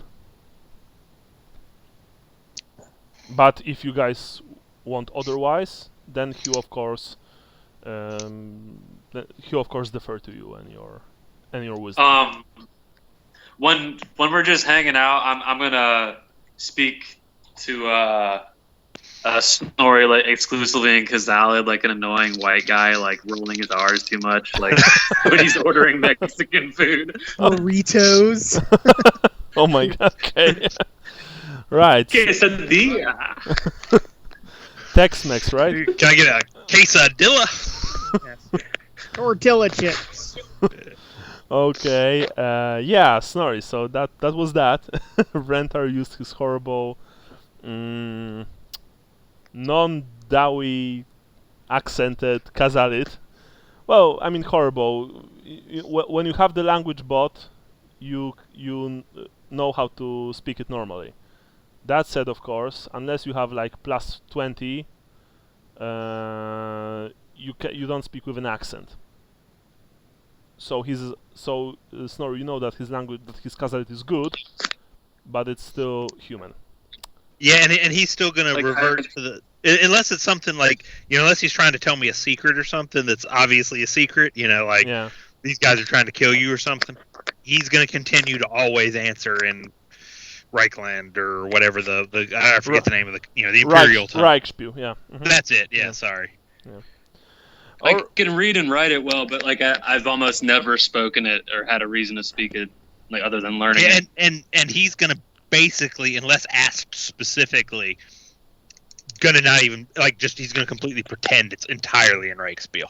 Like All he's right. not even gonna acknowledge that he's being spoken to in the dwarven language. Okay, so the Dracwold is as dangerous as it is dark and foreboding, because at one point, of course, you've entered the dark and foreboding forest. Extended travel beneath the canopy of this ancient forest puts you in contact with all manner of terrifying creatures, many of whom relish the idea of making a meal of adventurers. Devin told you that aside from the mutants and beastmen, the Trackwood hides goblins, brigands, and the occasional band of warriors who fight on behalf of Boris Todbringer, scouring the woods of beastmen and corruption. There is also a profusion of lost villages and old ruins of elven or other origin, as well as the occasional statue, monolith, and he said that with a curse, a hearthstone. It is a strange and unsettling forest, and in any shadow, doom could hide. So, there are a total of 30 days of travel. Now I'm going to roll. Sorry for that, I know this session will be kinda rolly, but you know, sometimes it's had to be done. So first, 5%, no? So Snorri seems oddly excited at the prospect of goblins and oddly annoyed at the prospect of finding an elven temple. Okay. Alright, yeah, that's a good thing, because something happened. No, actually, wait, I've rolled... how many times? 3 times only. Right. I've only rolled 3 times right now. Okay. Now, right? I did... this... was the 35 your first roll? I think so, yeah. I think so, it was. Okay. Times, yeah. Alright, Sean, by the way, count, please. 3 already went by. Now it's 4th. Okay. 5th day. 6th. 7th. 8th. 9. 10. Alright. 10. Something happened. And now I'm going quickly to roll... don't count this roll, by the way, Sean. That's what I'm going to do now. Alright. After your first 10 days of travel, something happened. I'm going to roll what? Exactly. Alright, excellent. You've been traveling under the canopy of Drakwald with your guide Devin, when suddenly you hear the sound of many hoofs and the sound of armor. And from around the bend in the road, a band of knights emerge. Dozen of them. They are... you see that all of them wear tall beastman crests that top their helmets, and you can also see the spotted pelts of great cats woven into their saddle cloths. All of them are fully armored, including their horses. All of them have long swords and powerful axes strapped to their belts, and they carry lances and shields. The shields and generally their heraldry has the motif of a huge cat, a predatory cat with spotted mane. Words like Todbringer, Middenheim, justice, stuff like that, can be seen on many of the filigree adorning their armor and their horses. Their horses was the barding. They approach you. Well, actually, sorry. Their lances are like strapped to their saddles. When they see you, they draw their weapons, like axes, maces, and swords. They held them rather loosely. Oh, also some of them have pistols, but they do approach you. There are a dozen of them. Hold there! In the name of Elector Todbringer, Protector of Drakwald, Ruler of Middenheim and Middenland, says one of them. Who goes there? The men approach you and they essentially, surround you. None of them get down from their horses. Many of them have also their, their helmets completely closed, while those that do not, you can see that they are all, of course, nobility. Grim kind of nobility. These men are naturally accustomed to violence, and they are very suspicious of you. You can see that. So we are just travelers on our way to, is it Wolfenburg? To Wolfenburg. To Wolfenburg, eh? And, by Ulrich, Devin! Welcome, said Christoph. Good to see you here, man. Oh, are you now leading those travelers to whenever they want to go? Yes, sir. A coin's a coin. Aye. And they begin to chat for a while. The other men visibly relax. They put away their weapons, although they still scan the forests around them, with great care. You can hear that Devin and the knight in charge swap a couple of war stories. They've apparently served together. Well, Schausman was a scout working for Middenland, for Middenheim for some time, and he told you during one of your camps, nightly camps, that the scar that he has on his neck was from a beastman's spear. Ever since he got it, it's been very slow to heal, unfortunately, and it gives him a rather big discomfort. He sometimes winces when he's walking or traveling or eating. Anyway, after a few minutes, Sir Christoph shook the hand of Devin, which is something that most knights would never do. Then he just, looked at all of you and nodded at each of you with neutral expression, and then he said, "Onwards, men! We have beasts to slay!" And the dozen Knights Panther just rode away, leaving you alone. Devin waved after them one last time, smiling. "I'm glad to see that the old goat is still alive," he says. You seem to have some powerful friends. Not really. Like I said, I was working as a scout for Old Toadbringer, although I guess that Christoph here wouldn't be very happy to know that my horse is named Boris. He's a good man. I mean, they all are, Knights Panther, They keep Dracold safe as best as they can. I saw Sir Christoph once decapitating a beast gore with a single blow from his sword. The man can fight, let me tell you. Anyway, it's a good thing that I'm with you. Knights Panther are notoriously paranoid about people who are traveling the Dracold all by themselves. They tend to incarcerate them first and ask questions later, or never, if you catch my drift. Anyway, let's just hope that these are the only living things that will meet here in this God's forsaken forest.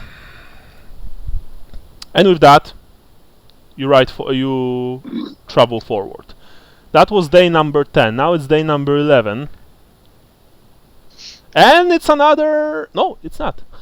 It's not. Number 12. Number 13. Number 14. Number 15. Number 16. Shit, I've wrote twice.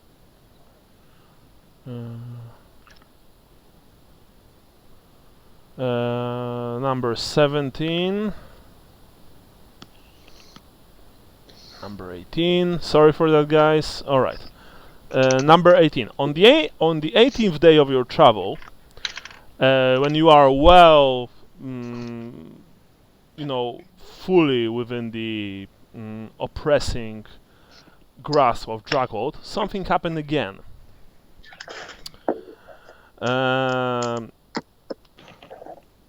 You know, there are like you've encountered a couple of settlements in Dracwold, like small communities. Some of them completely fine, others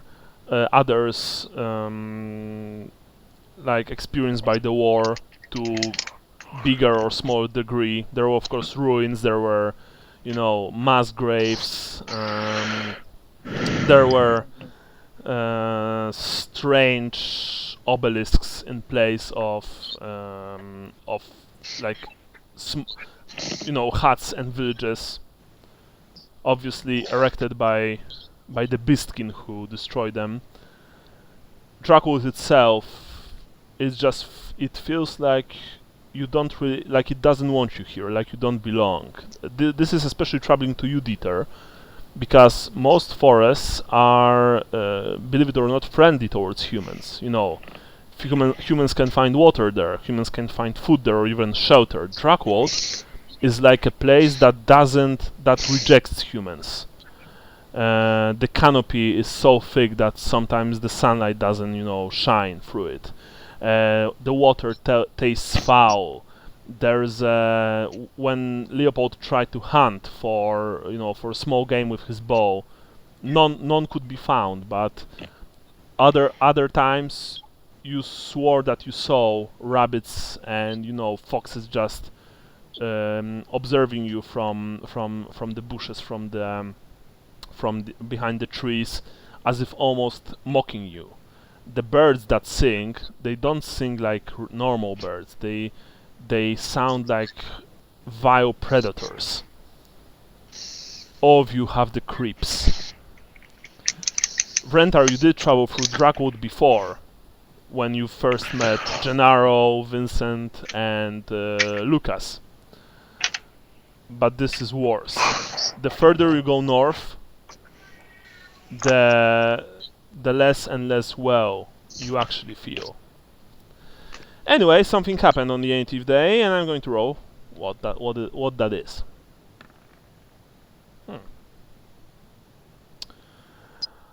Okay, just let me quickly.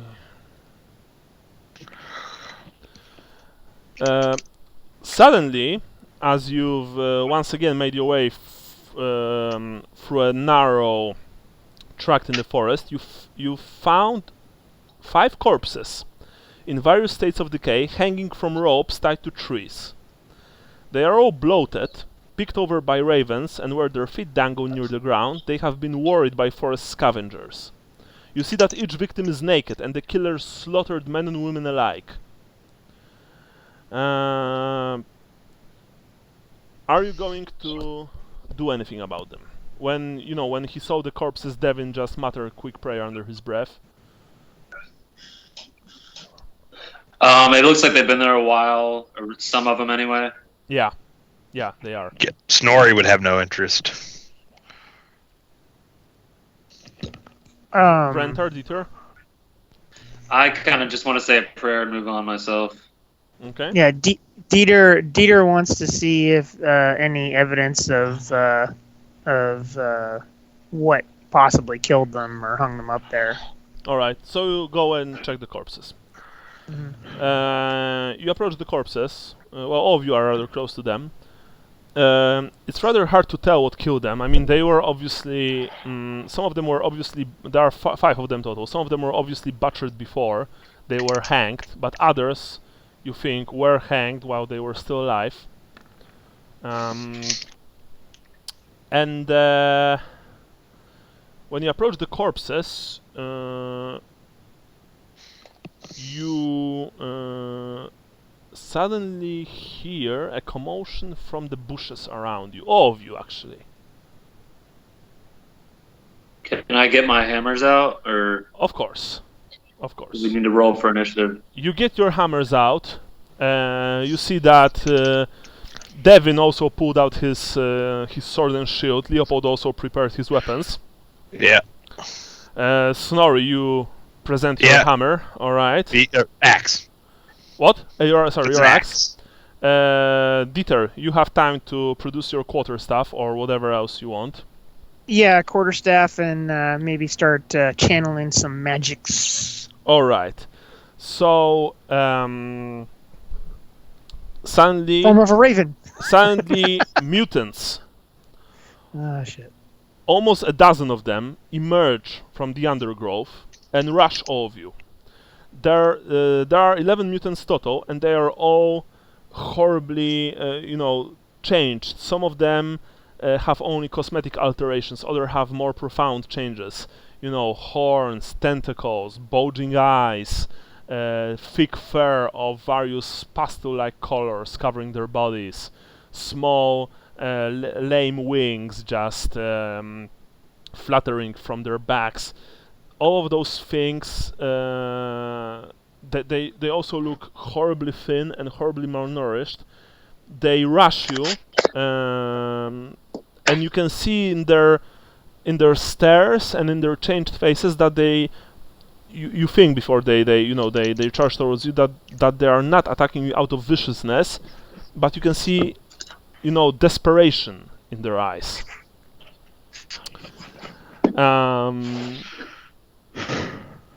So anyway, they charge all of you.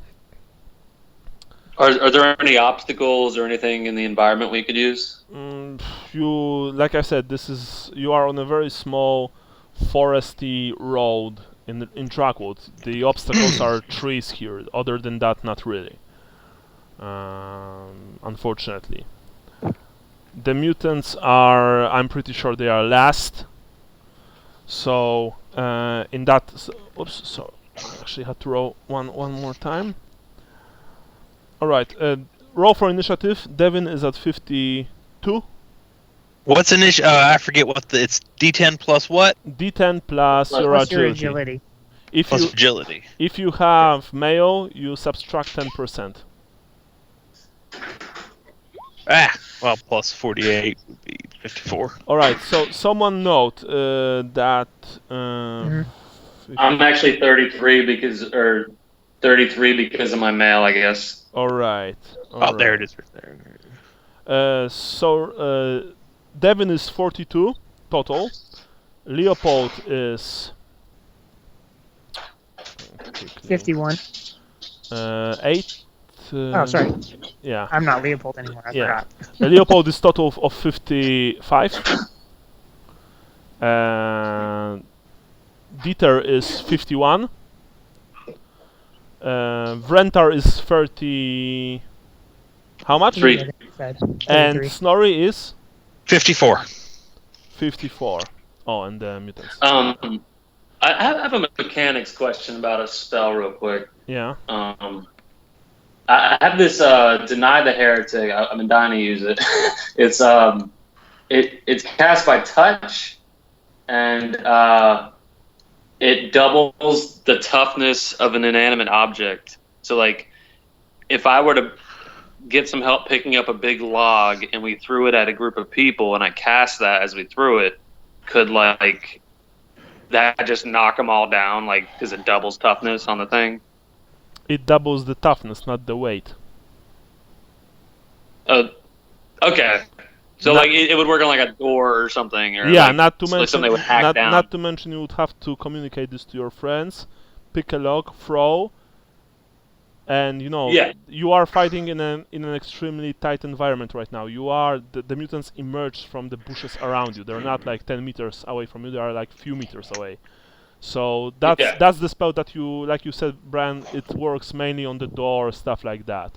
Not. Okay. Yeah, it's a very cool spell. I'm trying to find like a combat application for it because it sounds pretty cool. It's a good spell for when you are hold up somewhere and you need to defend yourself, like from a siege, something like that. Yeah. Oh, the mutants are 44. Okay. So also Snorri, you have mail? No. So how much agility do you have? 48. 48, nice. So I think Snorri's... Agile dwarf. Yeah. So I think Snorri is first. Who's next? Next is probably... Actually, I think Leo was first because he got a 55, didn't he? Okay, so yeah, So Leopold Leo- is first, then Leo, it's Snorri, Dieter, uh, then the mutants, then Devin, and then and then Renthar is 6th. yeah. So I have a quick question. Yeah. So I was down to only 1 wound left. Has any of that healed since then, or is that still the case? You were you only had a single wound, right? I had a single wound left. Yeah. How many days did you travel? This is the 17th day. This is the 18th day. You have 2 wounds more. Okay. Yeah, so you are on 3. Yep. Leopold is essentially, trying to defend himself. He enters into a defensive stance. After that, we have the dwarf, Snorri. Yeah, he's a dwarf. He does not charge into battle. He waits for them to come to him. All right. So he gets his axe ready. And then a defensive stance. You still get to attack when you're attacked, right? No, defensive stance is that you don't attack, but they have minus, I believe, 20% to hit you. Okay, so he's not going to go into a defensive stance because if somebody gets to him, he wants to fight back. Can he hold his attack until then? So you want to make the yeah, I know. I want to do. Yes, you can do this, but it will be Okay. at the end of the round. Yeah. And it will be only a single attack. That's why I think he only has 1 attack. So. All right. After that, we have. Sean? After Snorri is Leo was first, then Snorri. Yeah, I know. Yeah. Okay. So who's next? So after so Snorri is. That would be me, Dieter. So what are you going to do, Dieter? Oh, by the way, each of you will receive 2 combatants, and Devin will receive only 1. Okay. I feel like I need to cast etheric armor on myself. All right. You channel the power of Gur, the Amber Wind, and you try to cocoon yourself in the protective embrace of the Wind of the Beasts. How many are you channeling? Are you just rolling? What are you going to do? Well, I thought I had to channel in order to cast it all. I don't, or I do? No, you don't. Channeling is always optional. Oh, okay. But what does channeling actually do for me? If you make a successful channeling test, you decrease the required casting number by the amount of your spell, of your magic stat. So if you have 2 magic, you cast etheric armor with minus 2 to the casting number total. Okay, I got you. Yeah, all right. Okay, I'll do channeling. Why not? All right. So first you need to roll willpower. Channeling is willpower. You need to roll for willpower. Okay. You didn't manage to channel. Ooh. You are nervous. Nervous. You are almost surprised to see what is going on. So you failed the channeling, but you still try to cast. How many dice will you use? It's a roll of 5 to do it, but I'm gonna cast 2 dice because I don't want to screw this up. All right. Roll 2 dice. 4 and 7, and let me quickly check. Nice. Yes. It should be a 5 on. Yeah, you've managed to encase yourself in the etheric armor. Nice. Next in the initiative is. Next after me is Devin, I believe. No, the mutants. No, the mutants are next. The mutants are charging. Each of you. They actually no, there is not enough space. They, like I said, this is a small track, so they just emerge and rush you. This means they approach and attack. We shall go from left to right. Vrentar, your 2 mutants are going first. First one hits you in the arm. They are all armed with the assortment of clubs, rusting swords, old hatchets, stuff like that. They are pathetic creatures, and clearly touched by the dark gods. Vrentar, are you going to dodge or parry? Parry. You are trying to parry. All right. Roll for parrying. Oh. Are you going to spend luck? Yeah, sure. Alright, you Yeah, spend your second luck this game. You try to parry. You've managed to parry the strike with your hammer. That said, the other mutant jumps from the other side, but fortunately it fails to hit you completely. Now we have you, Snorri. The mutants rush towards you. First misses its blow completely. You just ducked, and the other one, you've managed to swipe away his club with your axe. Now we have you, Dieter. Okay. First mutant manages to hit you in the chest with the rusting hatchet. Okay. Are you going to? You can't parry. You need to. Actually, no. Sorry, wait. It failed. It failed completely. My bad. Okay. Yeah, Okay. you've just jumped away at the last time. The hatchet swooshed, in front of you. hmm But the other mutant hit you in the leg. Okay. Now my quarterstaff has the defensive Yes, quality. but you still. It means that it gives you bonuses to parrying. You still need Okay. to declare parrying. Okay, so I didn't declare it, so I can't do it. Yeah, All right. and you wouldn't be Alright. able to because you've channeled and you've cast a spell. These are 2 actions, so you wouldn't be Yeah. able to parry. You Okay. can, however, dodge.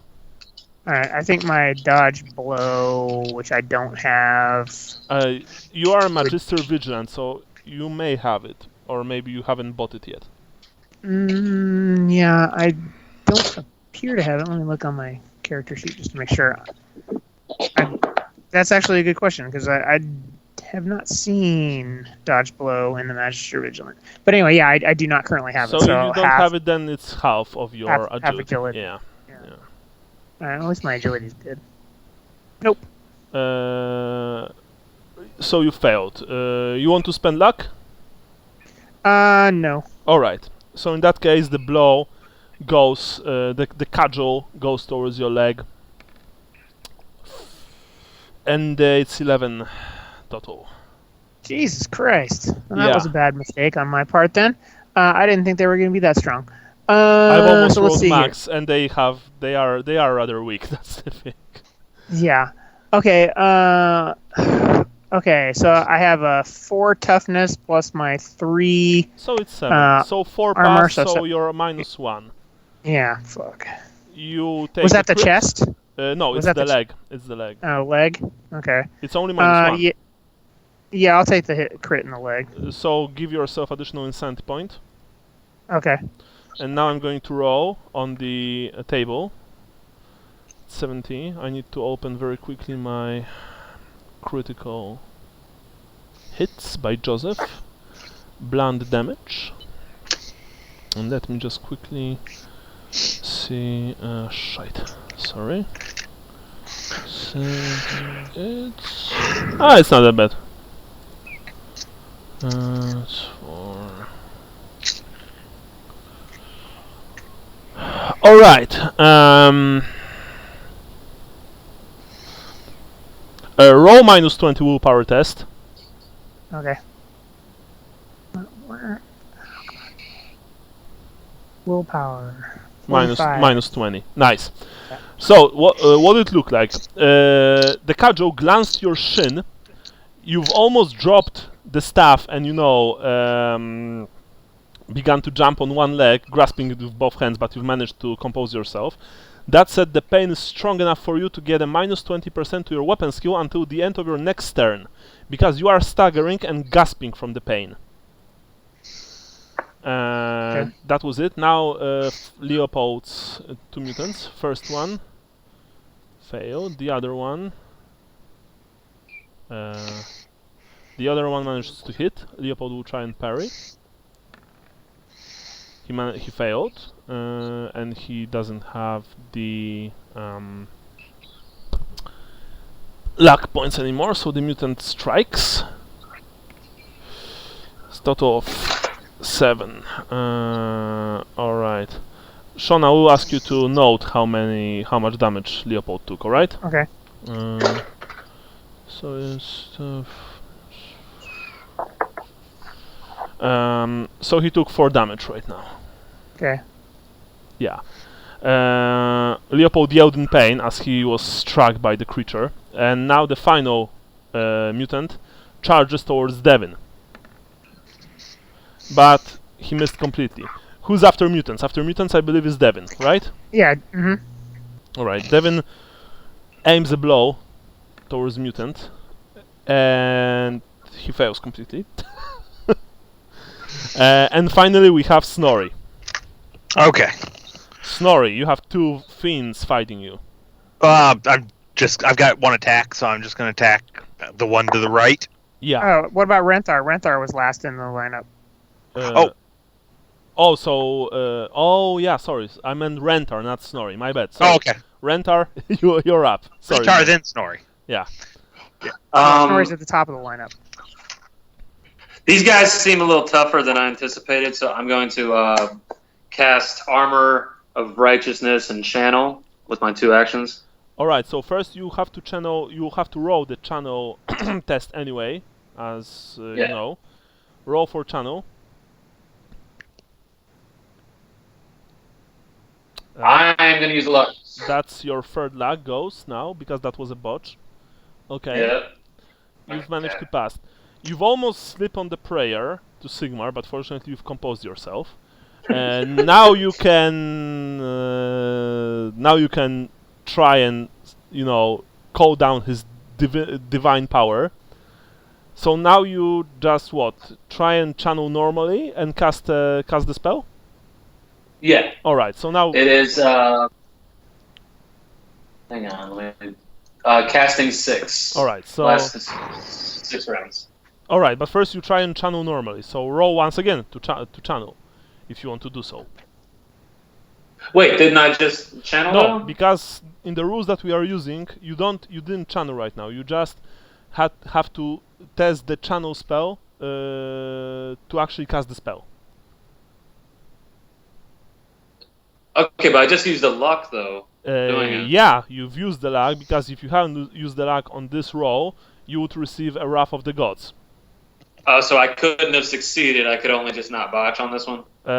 If you wouldn't succeed, you would receive a Wrath. On botching this roll, it would be much worse. We are using the different rules for priests and their spells. Okay. I think I've sent them to you. I can send them again after the game. Essentially, this wasn't like a normal channel roll. It was a roll to actually see if Sigmar would actually hear your prayers at all. So now, if you want to cast a spell with bonus, you have to channel again. I just rolled a 48. All right, so you've managed to channel now, and I think you have 2 magic. That means that you only have to roll 4.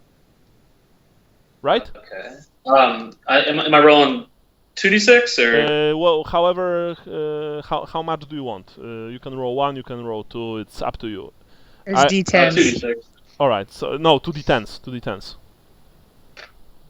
It's a d10 always. All right. You've managed to pass. You've rolled well enough. You've channeled the power of Sigmar, and you've encased yourself in his holy armor. That was good. That was very good, actually. Just let me quickly see. That's my whole turn, I think. Yeah. Yeah, and unlike normal magic users, which would have a minor chaos manifestation right now because you've rolled 2 threes, you don't have it because you're a priest. That said, like I've said, if you would fail the initial channeling roll in any way, you would receive a Wrath, and if you would botch, the Wrath would be very bad. Wrath of the Gods can be extremely That's rough. bad in this game. Mutate you bad, or send an army of demons after you bad. Just so you know. But Suddenly, you have attracted the attention of Zench, and Vincent returns. There you go. Time is subjective in the warp, so he's after the 9 times 999 years. He's a demon prince now. So yeah. No, but you've managed to actually encase yourself in the armor of the gods, and now we have Snorri. Okay, so yeah, he's just going to attack the one to the right. All right. And use the luck. Oh, nice. Yeah. Yeah, because he missed, and so that would botch. First luck. And hit. You've almost lost the grip on your double-handed axe. That said, you managed to hit the creature. The creature will try and dodge, although it is extremely pathetic, so it probably will fail. It almost dodged, but the blow connected. Roll. 2d10, and you choose the higher number, because this is the... Oh no, sorry, it passed. For a very... because you are using double-handed axe, which means that it gets +10 to dodge. Okay. So normally it would fail, because it dodges on 18, but with the +10, it passed. Yeah, so you've like swooshed the axe right above its head. Do you have a second attack? Nope. Okay. And you said I only got one attack if I did this anyway, so... No. You have the number of attacks, according to the number of attacks on your character sheet. Oh, okay. If you, for example, try... because that was the end of the turn. No, that's the beginning of the turn. No, it was... That was the end of the turn. That was the end of the turn because Snorri took the... I basically held and waited for a charge. Waited for them to charge. Yeah. So now, once again, it's Snorri because this... No, it's Leopold first. Leopold first, okay. Yeah, Leopold is first, that's correct. So Leopold is going to try and kill the bastards. He strikes twice. First hits, the mutant will try and dodge. Failed.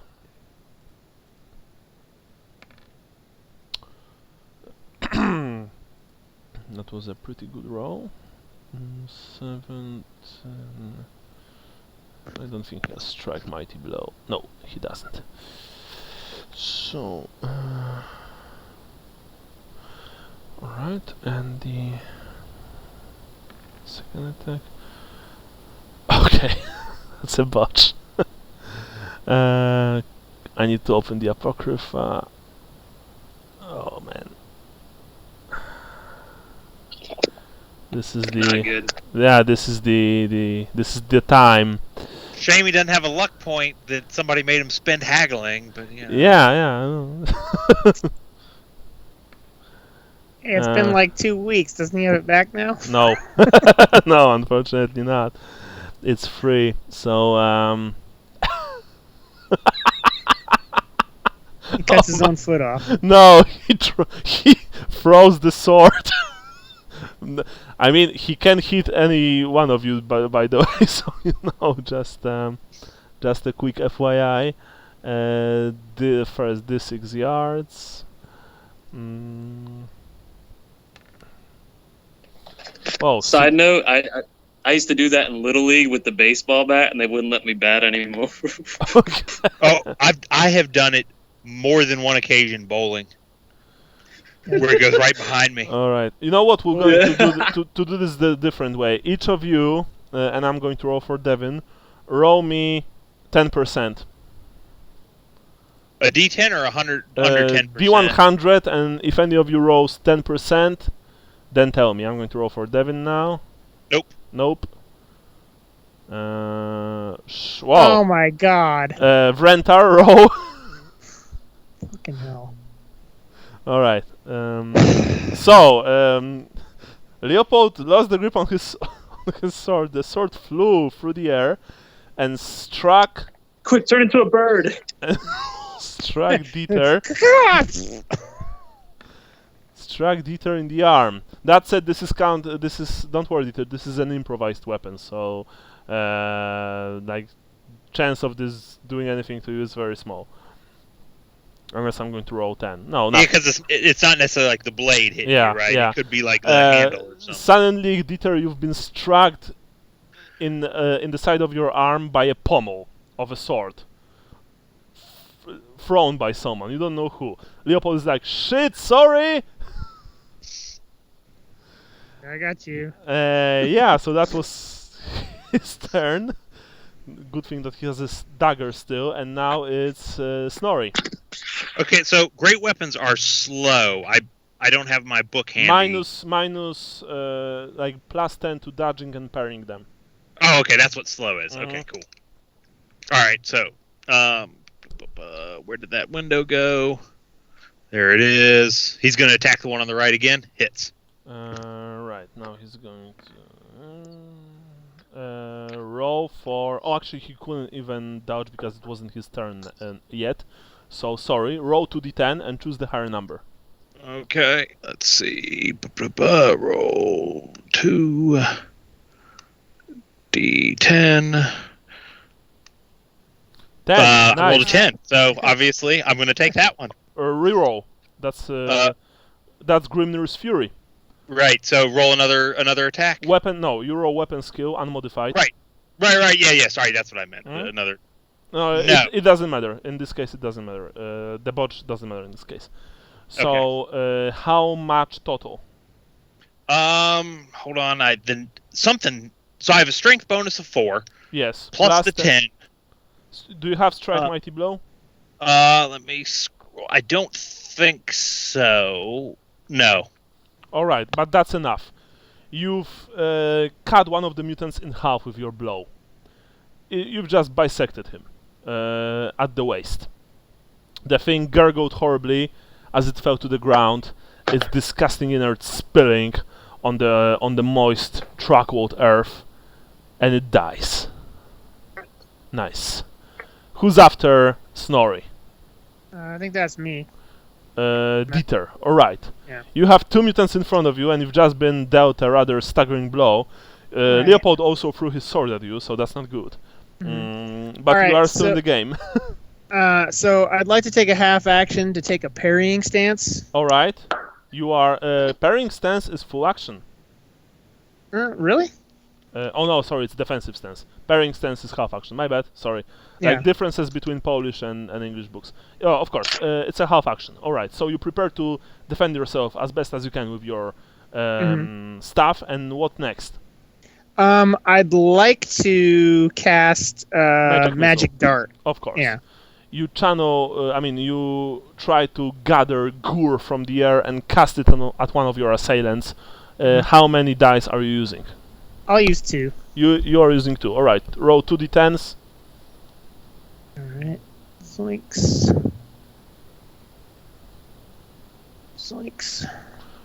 3. Oh, I failed. Yeah. It's a 6. Alright, you tried to cast the magic dart. Unfortunately, nothing happened. The power... You don't have the power. As you know, it's said to hear about that, but it is true. After that, I believe there are mutants. After me would be the mutants, yes. Yeah. So, mutants. First, Vrentar. The mutants are, they are shouting something unintelligible and just begin to rain down blows on you. Both of them. First, misses completely. The other one strikes you in the torso. Are you parrying or dodging? I'm gonna parry. Alright. Roll for parrying in this case. No. Alright. I don't think you have any luck left on it. No, I'm all out of luck. So in that case, I'm all out of luck. Nothing happens. It's just it slid over your armor. Snorri, your single mutant. He also, screams something and just raises the club, but you are blocking every strike.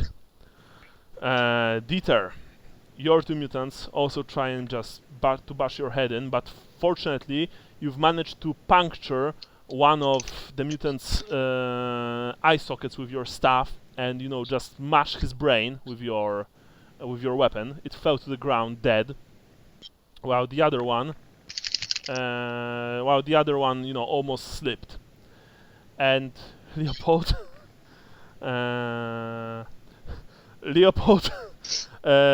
killed another one of his assailants by ramming the edge of his shield into the mutant's disgusting throat.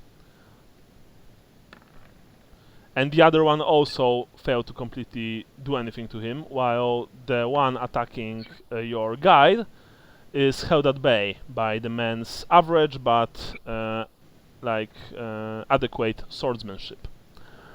After that, I believe it's Devin.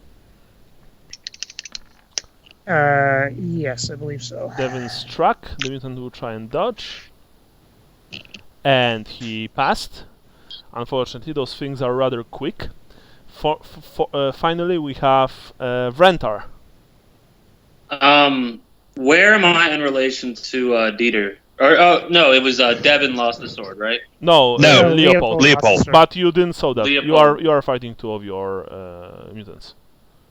Okay. You don't have full combat awareness. I'm just gonna start swinging then. Can I do one at a time? Yeah, sure. One each. Yeah. All right. First, the blow didn't manage to connect. The mutant just jumped away. The other one. Good Lord. Now my question is: are you including, because you have good quality hammers, right? Yeah. So that means that gives you +10, I believe. Oh, Are you including that? I thought it was +5. Or +5? Let me quickly see. It is. Oh yeah, here it is. No. And good. then I also have -10 for the second attack, don't I? Oh no, it actually doesn't. Sorry, my bad. Oh, because it's sorry. I'm looking at the armor, so ignore this. Let me quickly see. Yeah, here it is. Good quality. Yeah, unfortunately, only best quality gives you +5. The good quality only like reduces the weight. So you failed both times. All right, that has been checked. Right. So next turn we have once again. Snoring. No, we have Leopold. Oh, Leopold sorry, pulls out his dagger and just slashes at the remaining mutant. And I don't think he managed to strike it. No. Right, now we have Snorri. Well, he's only got one to attack, so Yeah. he's going to attack him. Roll. And he's going to fail this time. Yeah, you are swinging your mighty axe and great arcs, but the mutant just has nothing. No, he doesn't care completely. Now we have Dieter. Okay, Dieter does the same thing. Parry. Yeah, you are trying to, and cast a spell. With your bloody stuff, you are trying to parry as best as you can, and you prepare yourself to use the power. Damn! Nice. And this time the power came to you completely. I have the power! Roll where it hit the enemy, D100. Okay. But you don't turn the... Alright, 82, so it goes towards the leg. Roll for damage. What is the damage on that? 4 plus D10. Okay, plus I have Mighty missile, so it's 5 plus D10, yeah. Okay, so let me...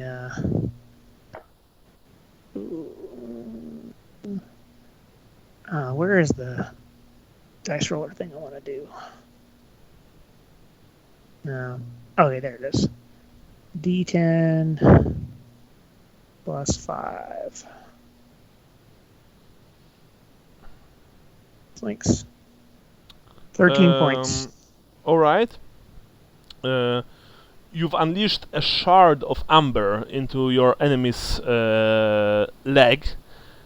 It pierced the creature's leg. Like, it skewered it completely.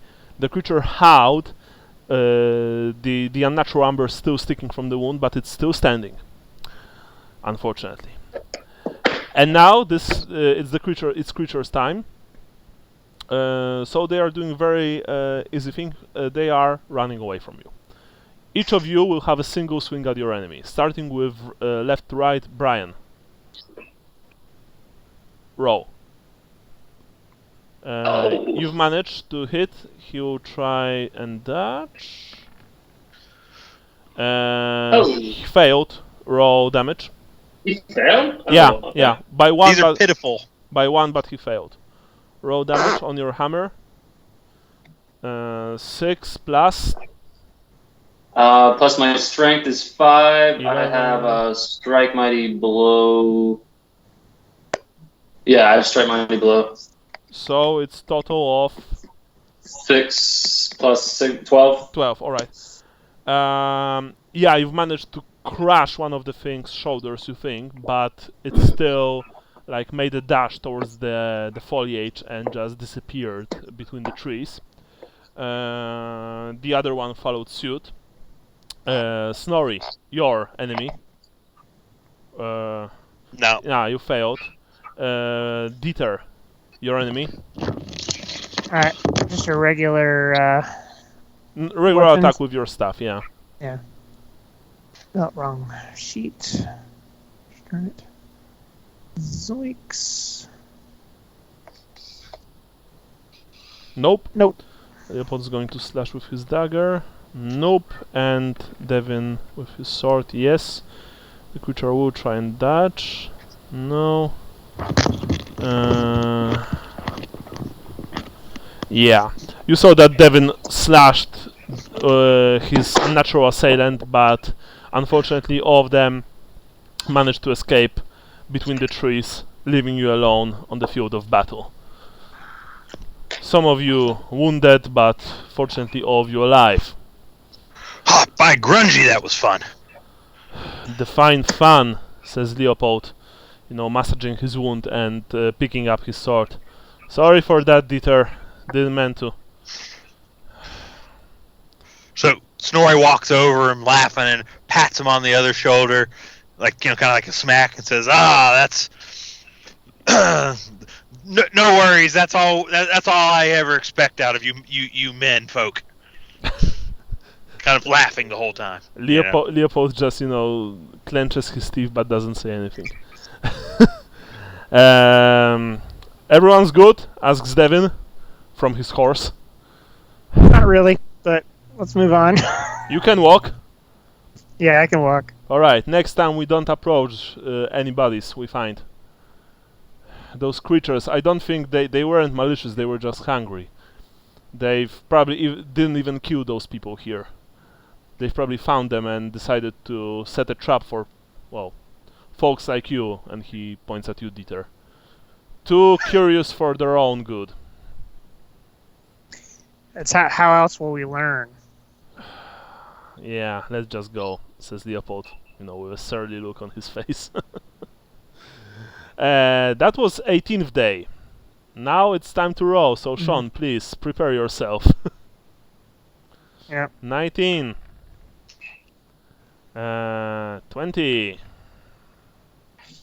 21. 23. 24.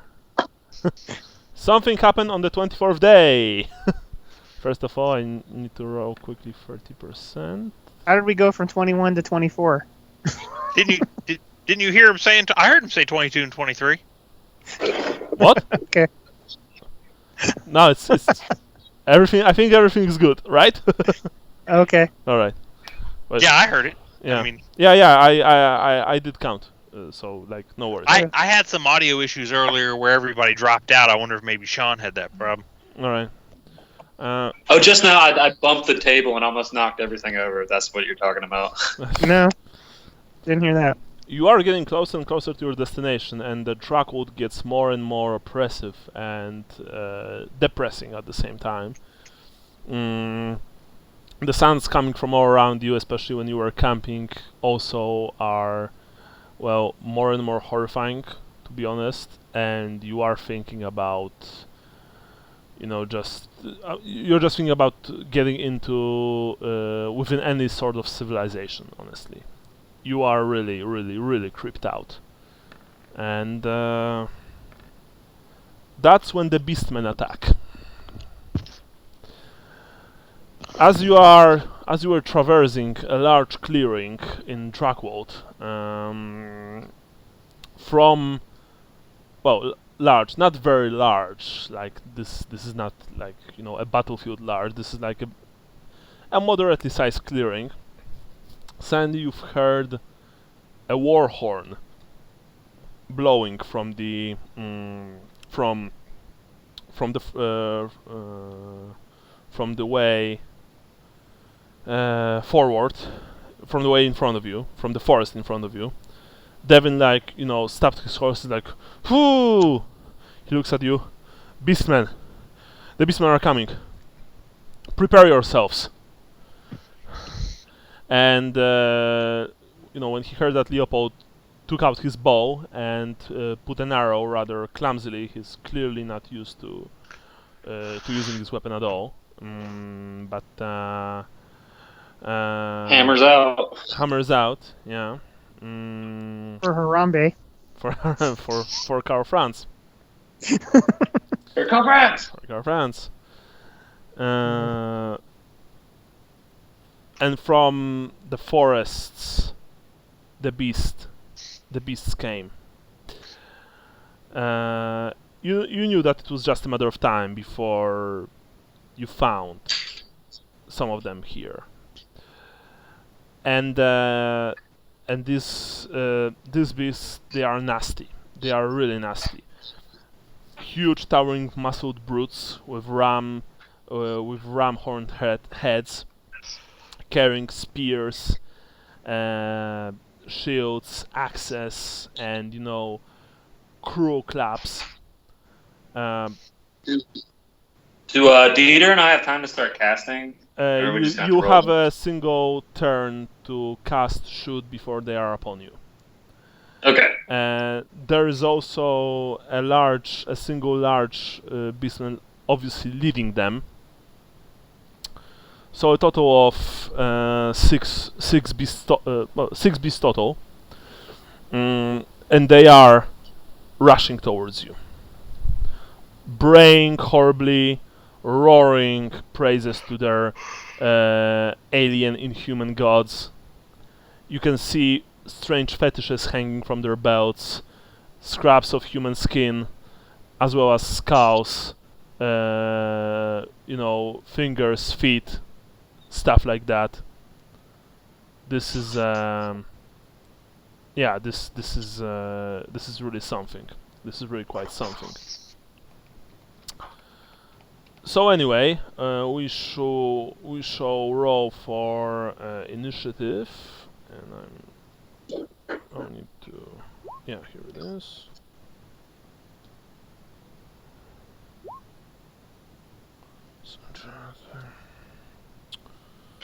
Okay, shit, not this. Thank you.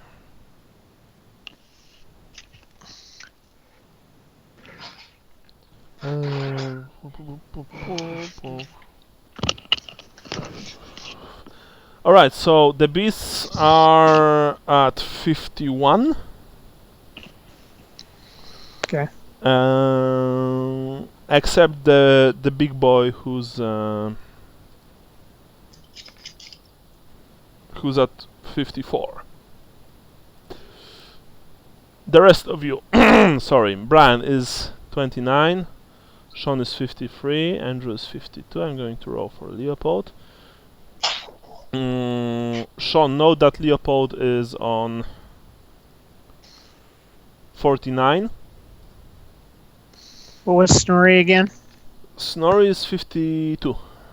52. And Devin is on 51, I believe. He actually wrote... Well, he wrote the best he could, actually, because he wrote 10. No, he's 53. Oh, okay. He's 53, so I think he's the same as the big boy.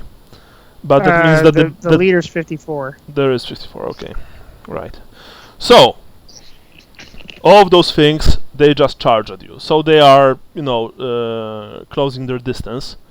That said, first is Dieter. Oh, okay. After the leader, of course. I remember that you know. Mm-hmm. Okay. I think he's gonna have to do the same thing he did last time. He's gonna have to try to cast his etheric armor. All right. To protect himself, because otherwise he's a dead man. All right. So you try to channel the power. Mm-hmm. All right. Sorry. By the way, you have one additional wound because you slept for because it was like. No, it was 18th day and this is 24th, so no. So just one more night and you would have one more wound. Okay. Sorry. But I do I have one or yeah, am I still in you negative? have one. You have one. You're never Wow. on negative after combat. I must have typed something in there because according to this, I have 31 wounds, and I don't remember typing. You've sold your soul to Nergal. He blessed you with bountiful gifts. All right. Yes, Okay. that was one of the gifts. He does follow the brown wind. So. Yes. All right. So You channel first. Yes. Channel. Right. Yay. You've channeled the power of Gur into your body, and now you try and cast the etheric armor around yourself. Roll. Yeah, two dice. 2 dice, excellent. Yay. You've passed, I made it. nice. I think I only needed a 5 to get that, right? Yeah, you are encased in the armor of the Amber Wind. After that, we have Snorri. He is he's going to prepare to basically do the same thing I did the last time, except for he wants to make sure he's got somebody at his side. You are standing right next to each other, so you know. Okay, yeah, okay. So yeah, he's just going to prepare and wait for one of them to come and dodge, or deal with him, and then hopefully smash him in two with a giant great axe. Okay. After that, we had, I believe, Sean, you were noting this, I hope. Yeah, after well, technically Devin went just before Snorri. Devin is essentially also preparing for a charge, so he's doing exactly the same thing. So after Snorri, we have Leopold. Yes. Well, actually, no. Technically, the rest of the Beastmen. They are, like I said, they are closing the distance. Okay. So yeah, so then Leo. Leopold unleashes an arrow from the bow, and he's not even aiming. He just fires the. No, actually, he will aim. And the arrow just went, pew! Somewhere over their disgusting horned heads. And finally, we have Vrentar. Vrentar is... I'm going to channel again and cast Armor of Righteousness again. Alright, first, the standard channel roll to see if Sigmar will hear you. Hear me, Sigmar. No. No. Which means that this time Sigmar doesn't only hear you, he's displeased. Okay. Of course, you don't know why, but yours is not to know the will of the gods. Yours is only to follow the will of your god. What this means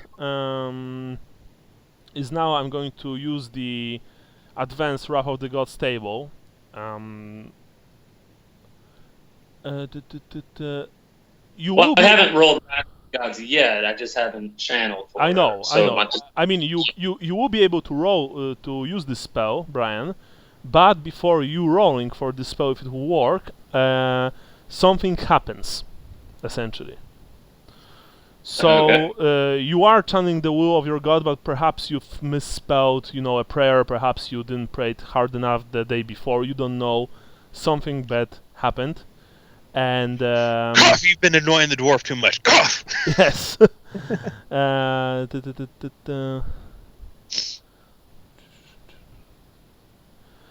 How many dice are you going to use on the spell right now? Tell me. 2. 2. Alright, so that's like... I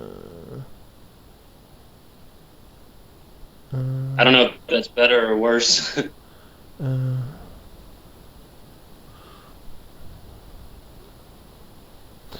Alright, let me quickly see. You haven't taken the god's name in vain. You haven't failed to follow stricture. No, as much grief as I give him about the dwarf, he actually's gone out. Yeah. Okay, so that's actually pretty easy roll. Now I'm going to roll D100. Just open Firefox for no reason. Thank you. That was uncalled for. Yeah. Okay. So let me quickly see. That was 20. I know this takes quite a bit. Sorry, guys, but this is just how it is. Yeah. Here it is.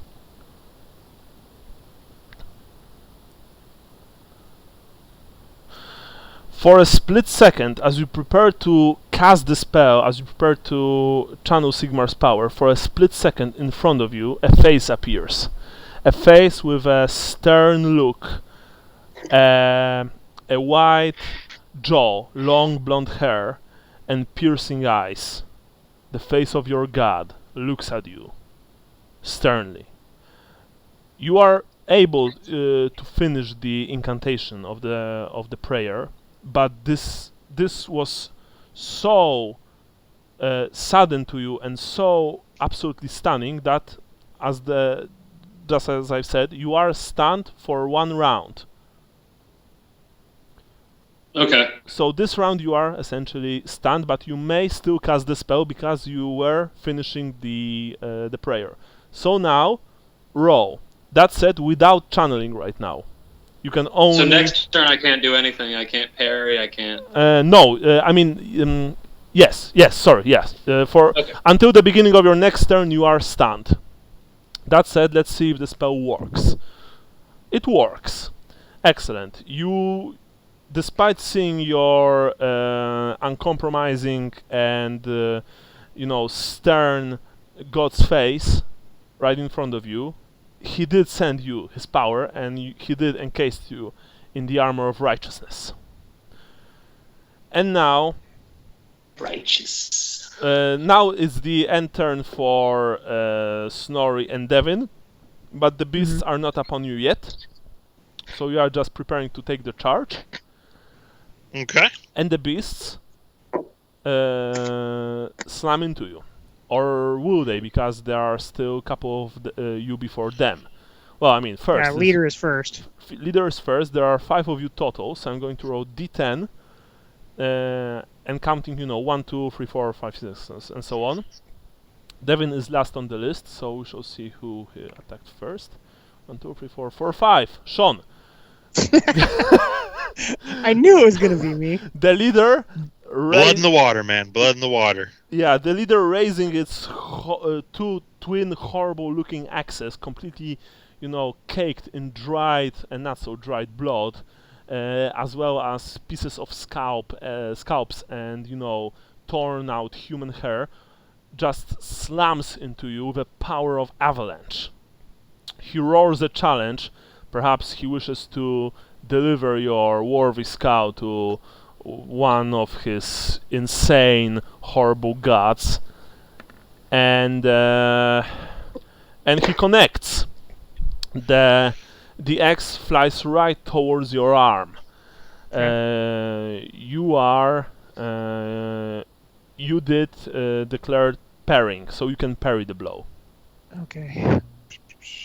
Right? You are declaring. Yes. All right. I thought I did. Yeah, and then. Yeah. Or okay. did I? I think you did. I think you honest. I don't remember.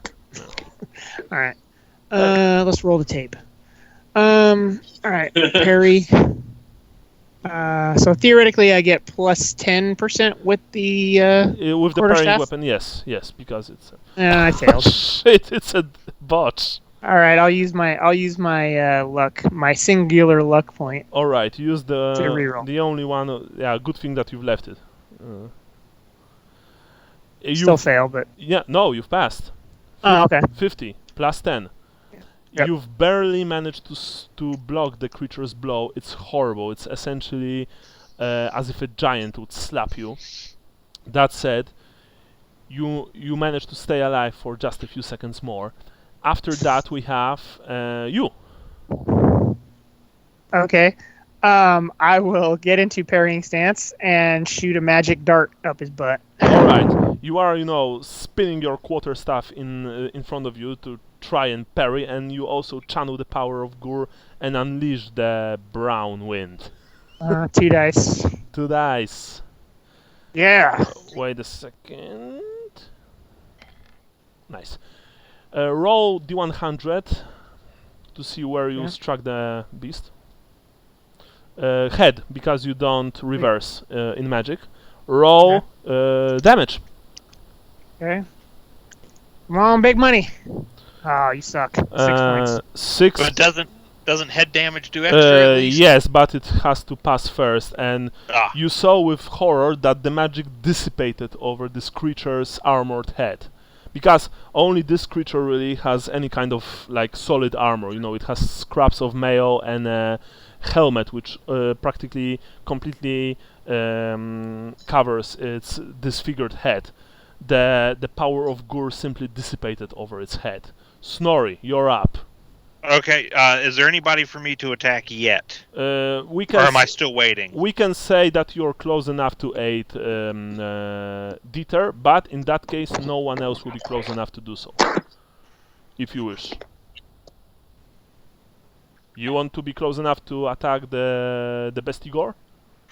See, it's tough, right? Because he isn't going to necessarily be like, oh, it's a human wizard, I need to save him.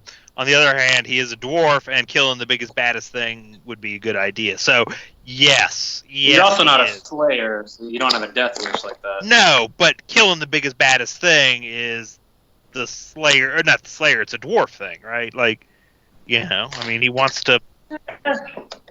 He wants to increase his, and actually, according to his doom, he wants everybody to, he wants a reputation. All right. So, yes, let me stupidly throw an attack at the. All right. At the Bestigor. All right. You raise the axe and you just bring it down on the vile fiend attacking the human.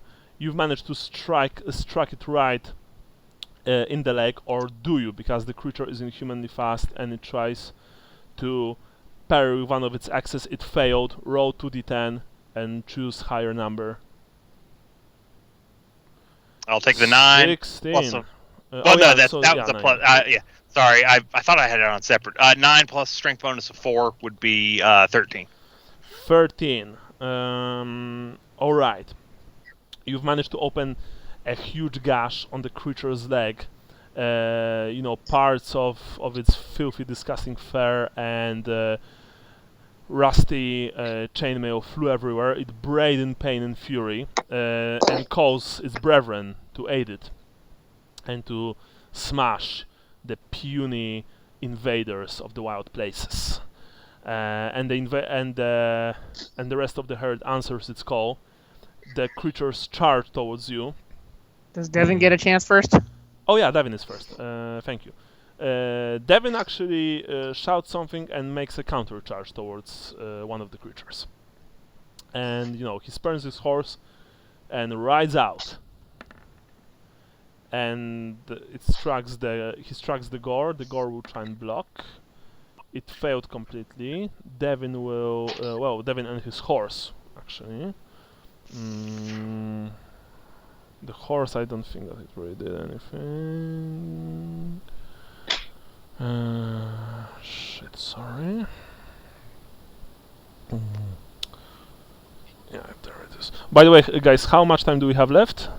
What time is it? I have 30, 45 minutes. Yeah, I have maybe more like 15, 20 minutes. 15, 20 minutes? Yeah. Alright, Brian? Like, same as Andy. Okay, so let me just quickly reach the toilet and I'll be back with you in a minute, okay? And we'll play for like 15 minutes more. Okay. Yeah.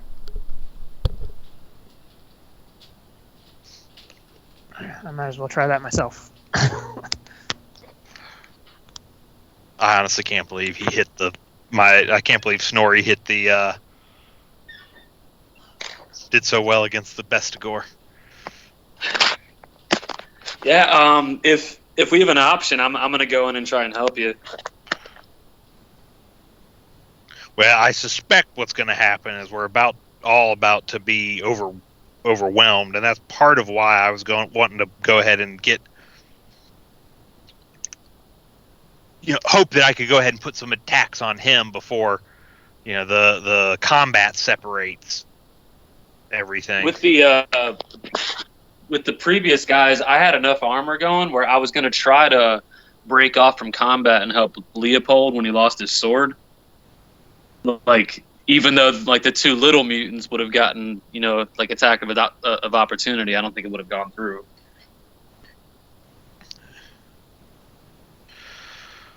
Oh man. Do we know how many beastmen there are? No, he hadn't said.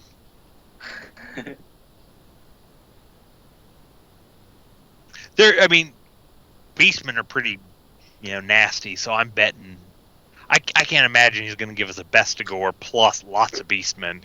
That would be. Yeah. Not terribly nice to us. But at the same time, you just hurt the Bestigor. Yeah. Oh man. Well, that's the nice thing about. I mean, he had a really bad dodge roll or parry roll though with 79, and I hit him with a great axe. That's the advantage. I get to roll 2d10 and pick the highest. So,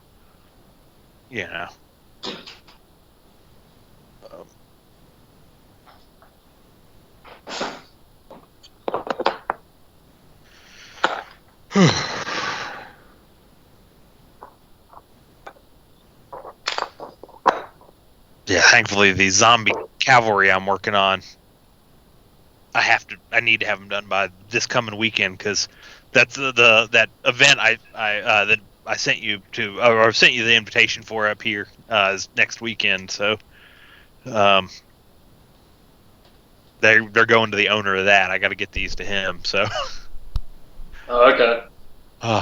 So then, I'll be able to start actually taking. Well, I guess we'll let Sean do one more so he gets extra. Okay. Yeah. So the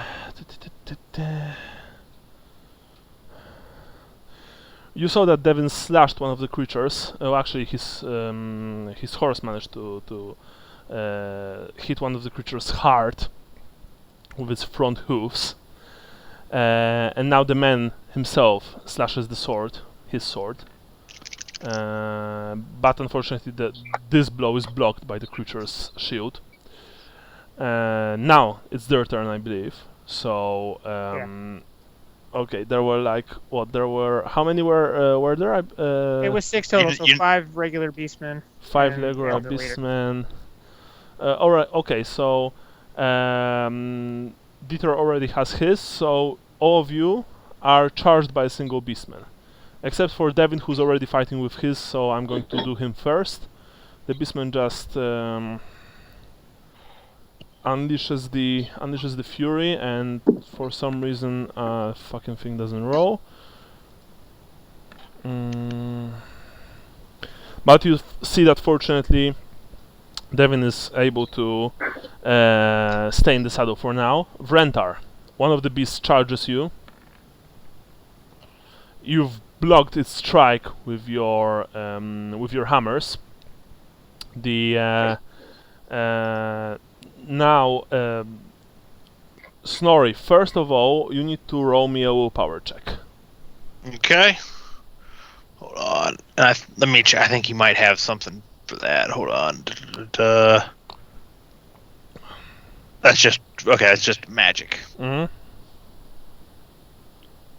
Yes. You've managed to not be intimidated by the large beastman's appearance. That said, with the corner of your eye, you just have time enough to see that one of the beasts is charging you with its spear. Okay. And fortunately, you've simply sidestepped and decapitated it with a single blow from your double-handed axe. The beast flew past you, with its head flying high and high and high. Sean, the beast in front of you. The beast in front of you now will actually. I need to roll D1 100. 150 is. It concentrates on you and it begins to rain down blows on you. First of all, roll me a willpower check. Okay. I think I get stout-hearted +10 on fear and terror tests. This is not fear nor terror. Oh, okay. So you unfortunately don't get that. God damn it. Yeah, this is menacing. Right. Willpower. Okay, well, my willpower's pretty good. We'll see what I get. Nice. Yay. As with Snorri, you are able to stand your ground. That said, we will be able to stand against the creature's axes. First axe goes right towards your head. Parry? Parry. All right. You try and blow the descending strike with your staff of doom, and you did. Bam.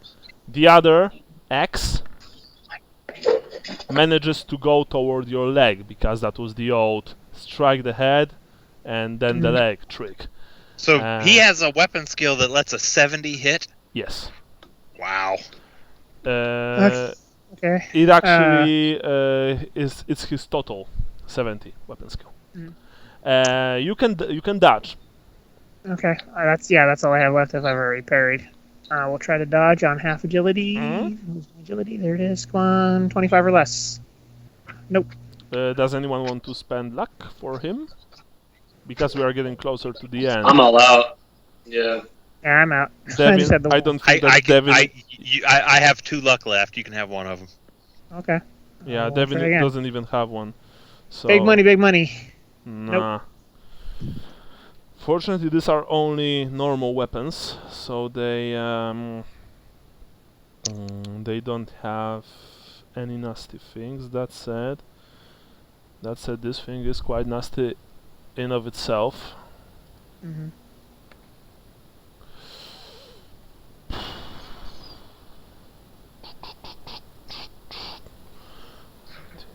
14 total. Okay, let's see here. So the etheric armor gives me 3.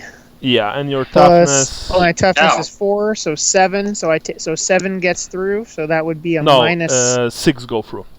Okay. Because 14 minus. No, actually, yeah, 7 go through. No, because you had a single wound. So 6 go through. So you're minus 6. Yeah, minus 6. Is where I was gonna fall out. So my usual question. Well, that would be my last fate point. Yeah. But I feel like the last time I let myself get horribly mangled in the leg, I wasn't really much good to the party anymore anyway. So I'm going to use my fate point to avoid the critical and just pass out. So you want to stay in the fight, or you want to completely be knocked out? Oh. Because you can continue fighting. You just spend fate point to avoid the blow. Okay, I'll spend a fate point to avoid the blow. But that means that you'll still be in the fight. So this right, which means you could, means the next one could kill you. Yeah. Yeah. Okay. That's okay. For a split second, as the blow was descending towards your leg, you've unleashed the inner power of the Amber College, and you've turned, just for a split second, into hundreds of small moths. The blow passed through your animalistic form completely, and a split second later, the moths reformed into Dieter, the wizard of Amber College. The beast is like, like, yeah. That. Yeah. Actually, you know what? I'm a fucking idiot. Because this is the boss. The boss that already attacked this turn, I believe. Did he? Yeah. He is first. So? He's the first in initiative. Give yourself back Give yourself back that fate point. Nothing. Okay. None of that That's happened. right. Yeah. None of that happened. Sorry, Sean. Okay. My bad.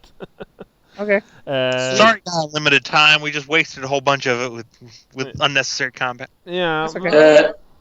It's all right. Yeah, but now of course right. we have still the Leopold one, the one that's charging Leopold. Okay. It connects. So. Leopold only has a bow in his hand, so he'll try to dodge. He failed. The beast will now roll damage. Ooh. Ouch. Do I need to give Leopold my luck instead of Sean? Well, you can if you want. I mean, I already wrote damage, but if you want, you can give him luck if you're so. Yeah. Okay. Yeah, since it's only fair. Yeah, and he dodged that one. the spear just went right past him. He felt as if it was because of Snorri. Nice. Who he looks over and sees grinning at him. Yeah. After that, we have who's after the beasts, the normal beasts. I mean. After the beasts is Leo.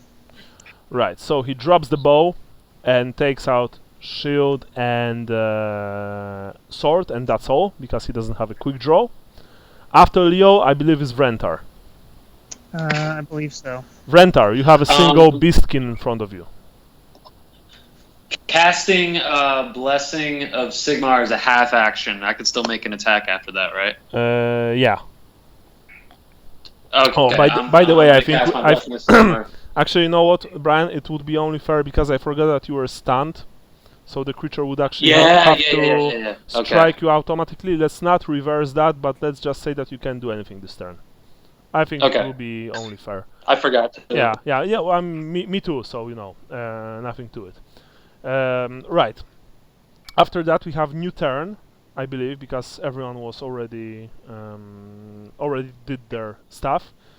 So maybe we'll just have the time to do this turn, and then we can finish the game.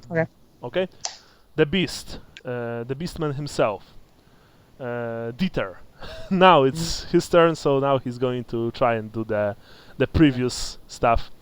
He just rains blows down on you. The first strikes your arm. You did declare the parrying stance, so you can of course parry.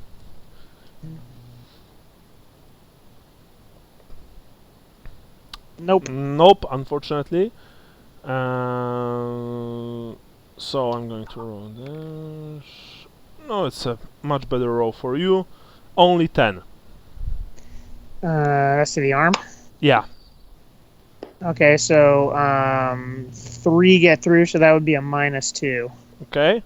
So I suggest you take the crit. Yeah. Roll, give yourself additional insanity point.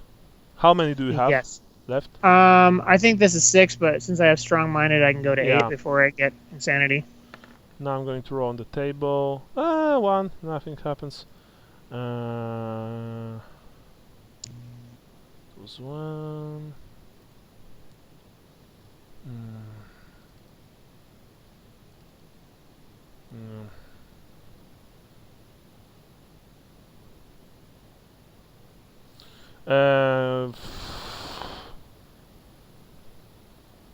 Minus 33. Is it left or right? Oh, I don't know. I have it. Okay, cool. It's your right arm. Okay. So what happened was your arm has been nicked, causing some bleeding that makes your grip slippery. At the start of your next turn, you have to make a hard -20 weapon skill test or lose either 1 attack or 1 free parry, depending on what you hold in the hand. Since you are holding staff, you just lose either of them. He opened up, your upper right arm with 1 X, and the other X descends to the same arm. He really wants to relieve you from it. Now you can dodge. Okay. Wish me luck. Come on, tall. Yes! Yes! Just in time, you've managed to avoid being, having your arm removed by the creature's horrible weapon. You've managed to dodge just in time, and now it's you. Take your vengeance. All right. So. Parrying stance? Yeah. So if I do parrying stance, does that mean I don't get to cast a spell as well? No. That means you can cast spell normally. That said, at the start of your next turn, not this, but next, you roll the -20 weapon skill. So you can normally take parrying stance. You prepare to defend yourself, and you can, of course, cast. Okay. So I'm gonna cast. Yeah. Okay. Let me just double check what my. Ooh. I guess command animal wouldn't work on a. No, not on the beastmen. They're not natural animals. Friends with animals. Friends with benefits, friends with animals. Guys. Unless he worships Slaanesh, then. Yeah, that's something else. All right. Well, then I'll cast the magic dart again, and I'll cast it at two dice. Okay. Use the power.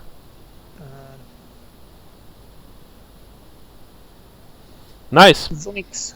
I'm going to roll 1d10. Okay. You've managed to channel the power of Gur into a single dart of pure amber, and you unleash it against the beast. Roll where you hit it. In the head. Once again. Roll damage. Hey, come on, tall. Nice. 14. Holy shit, that was good.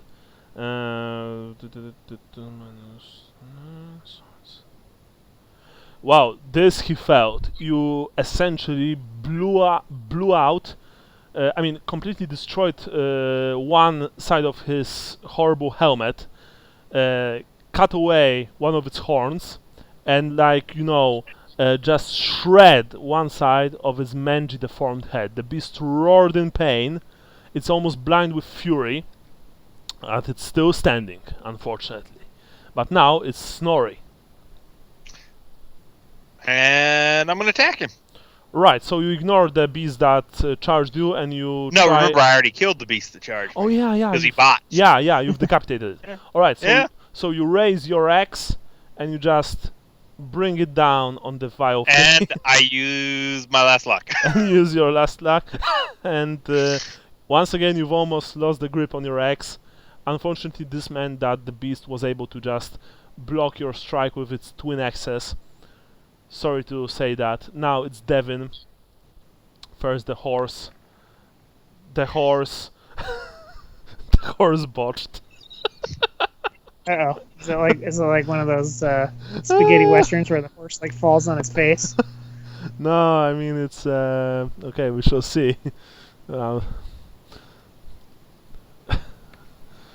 It's fucking hell. The horse has a heart attack and cuts.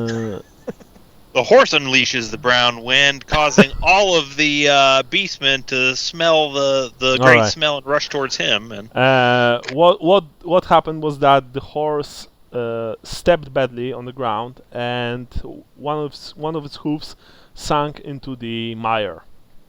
Devin, swayed on the saddle. He's still in it, but his aim has been completely off, and since he is trying to strike the thing, he misses completely.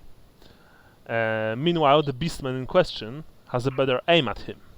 Oh, by the way, I think it's also Leopold's turn before the beastman, right? Before the beastman, I think so. Oh no, yeah, he already dropped the bow and drew the weapon. Oh no, okay. Leo is directly after the beastman. So Devin is the last one. Then it's Devin and Snorri are about the same. Then it's the beastman, and then it's Leo, and then Rathar. Oh right, but I believe that Leopold was already this turn. No. Yeah. No, he didn't go this turn. Not this turn. He didn't draw the weapon. Oh, that's right. Yeah, he did that in his turn after. Yeah. Because. Yeah. So all right. So beastman will be first. Rentar first. Your beastman rains down blows on you. First attack misses completely. He tries to strike you, but you have none of it. You just dodge and parry everything. The second attack also. You can be stabbed. Sigmar is with you. Snorri and Dieter, you have your opponent. Now Devin's beastman. Even with Devin and his horse staggering, the beast can't find an opening. And finally, Leopold. The beast strikes. Leopold tries to block. Fails. The beast strikes for 9. Yeah. Right. The beast. You hear Leopold's cry of pain. And now it's his turn. And he tries to take revenge. Raining down blows on the creature. What's happening? Like the sixes appear on my screen, I don't know why. Okay. Yeah, the Leopold and his opponent are like in full combat. They're just raining down blows on each other, cutting each other to shreds. Vrentar, now it's you. The situation is looking grim, but not terrible. I want to cast my Blessing of Sigmar on my hammer, which is a half action. Alright, but you know what to do first. What? You know what to do first. Channel. I can still make an attack after this, though, right? I just want to check that first. Yes, you can. Right. So, channeling time. You've managed to not to displease your god, and so you can use the power normally. Roll for casting. You've imbued your hammers with the power of Sigmar, and you are trying to smash your enemy with them. Okay. Roll for weapon skill. Nice. The thing will try and block, and unfortunately it stopped the blow with its horrible shield completely, covered in stretched human skin,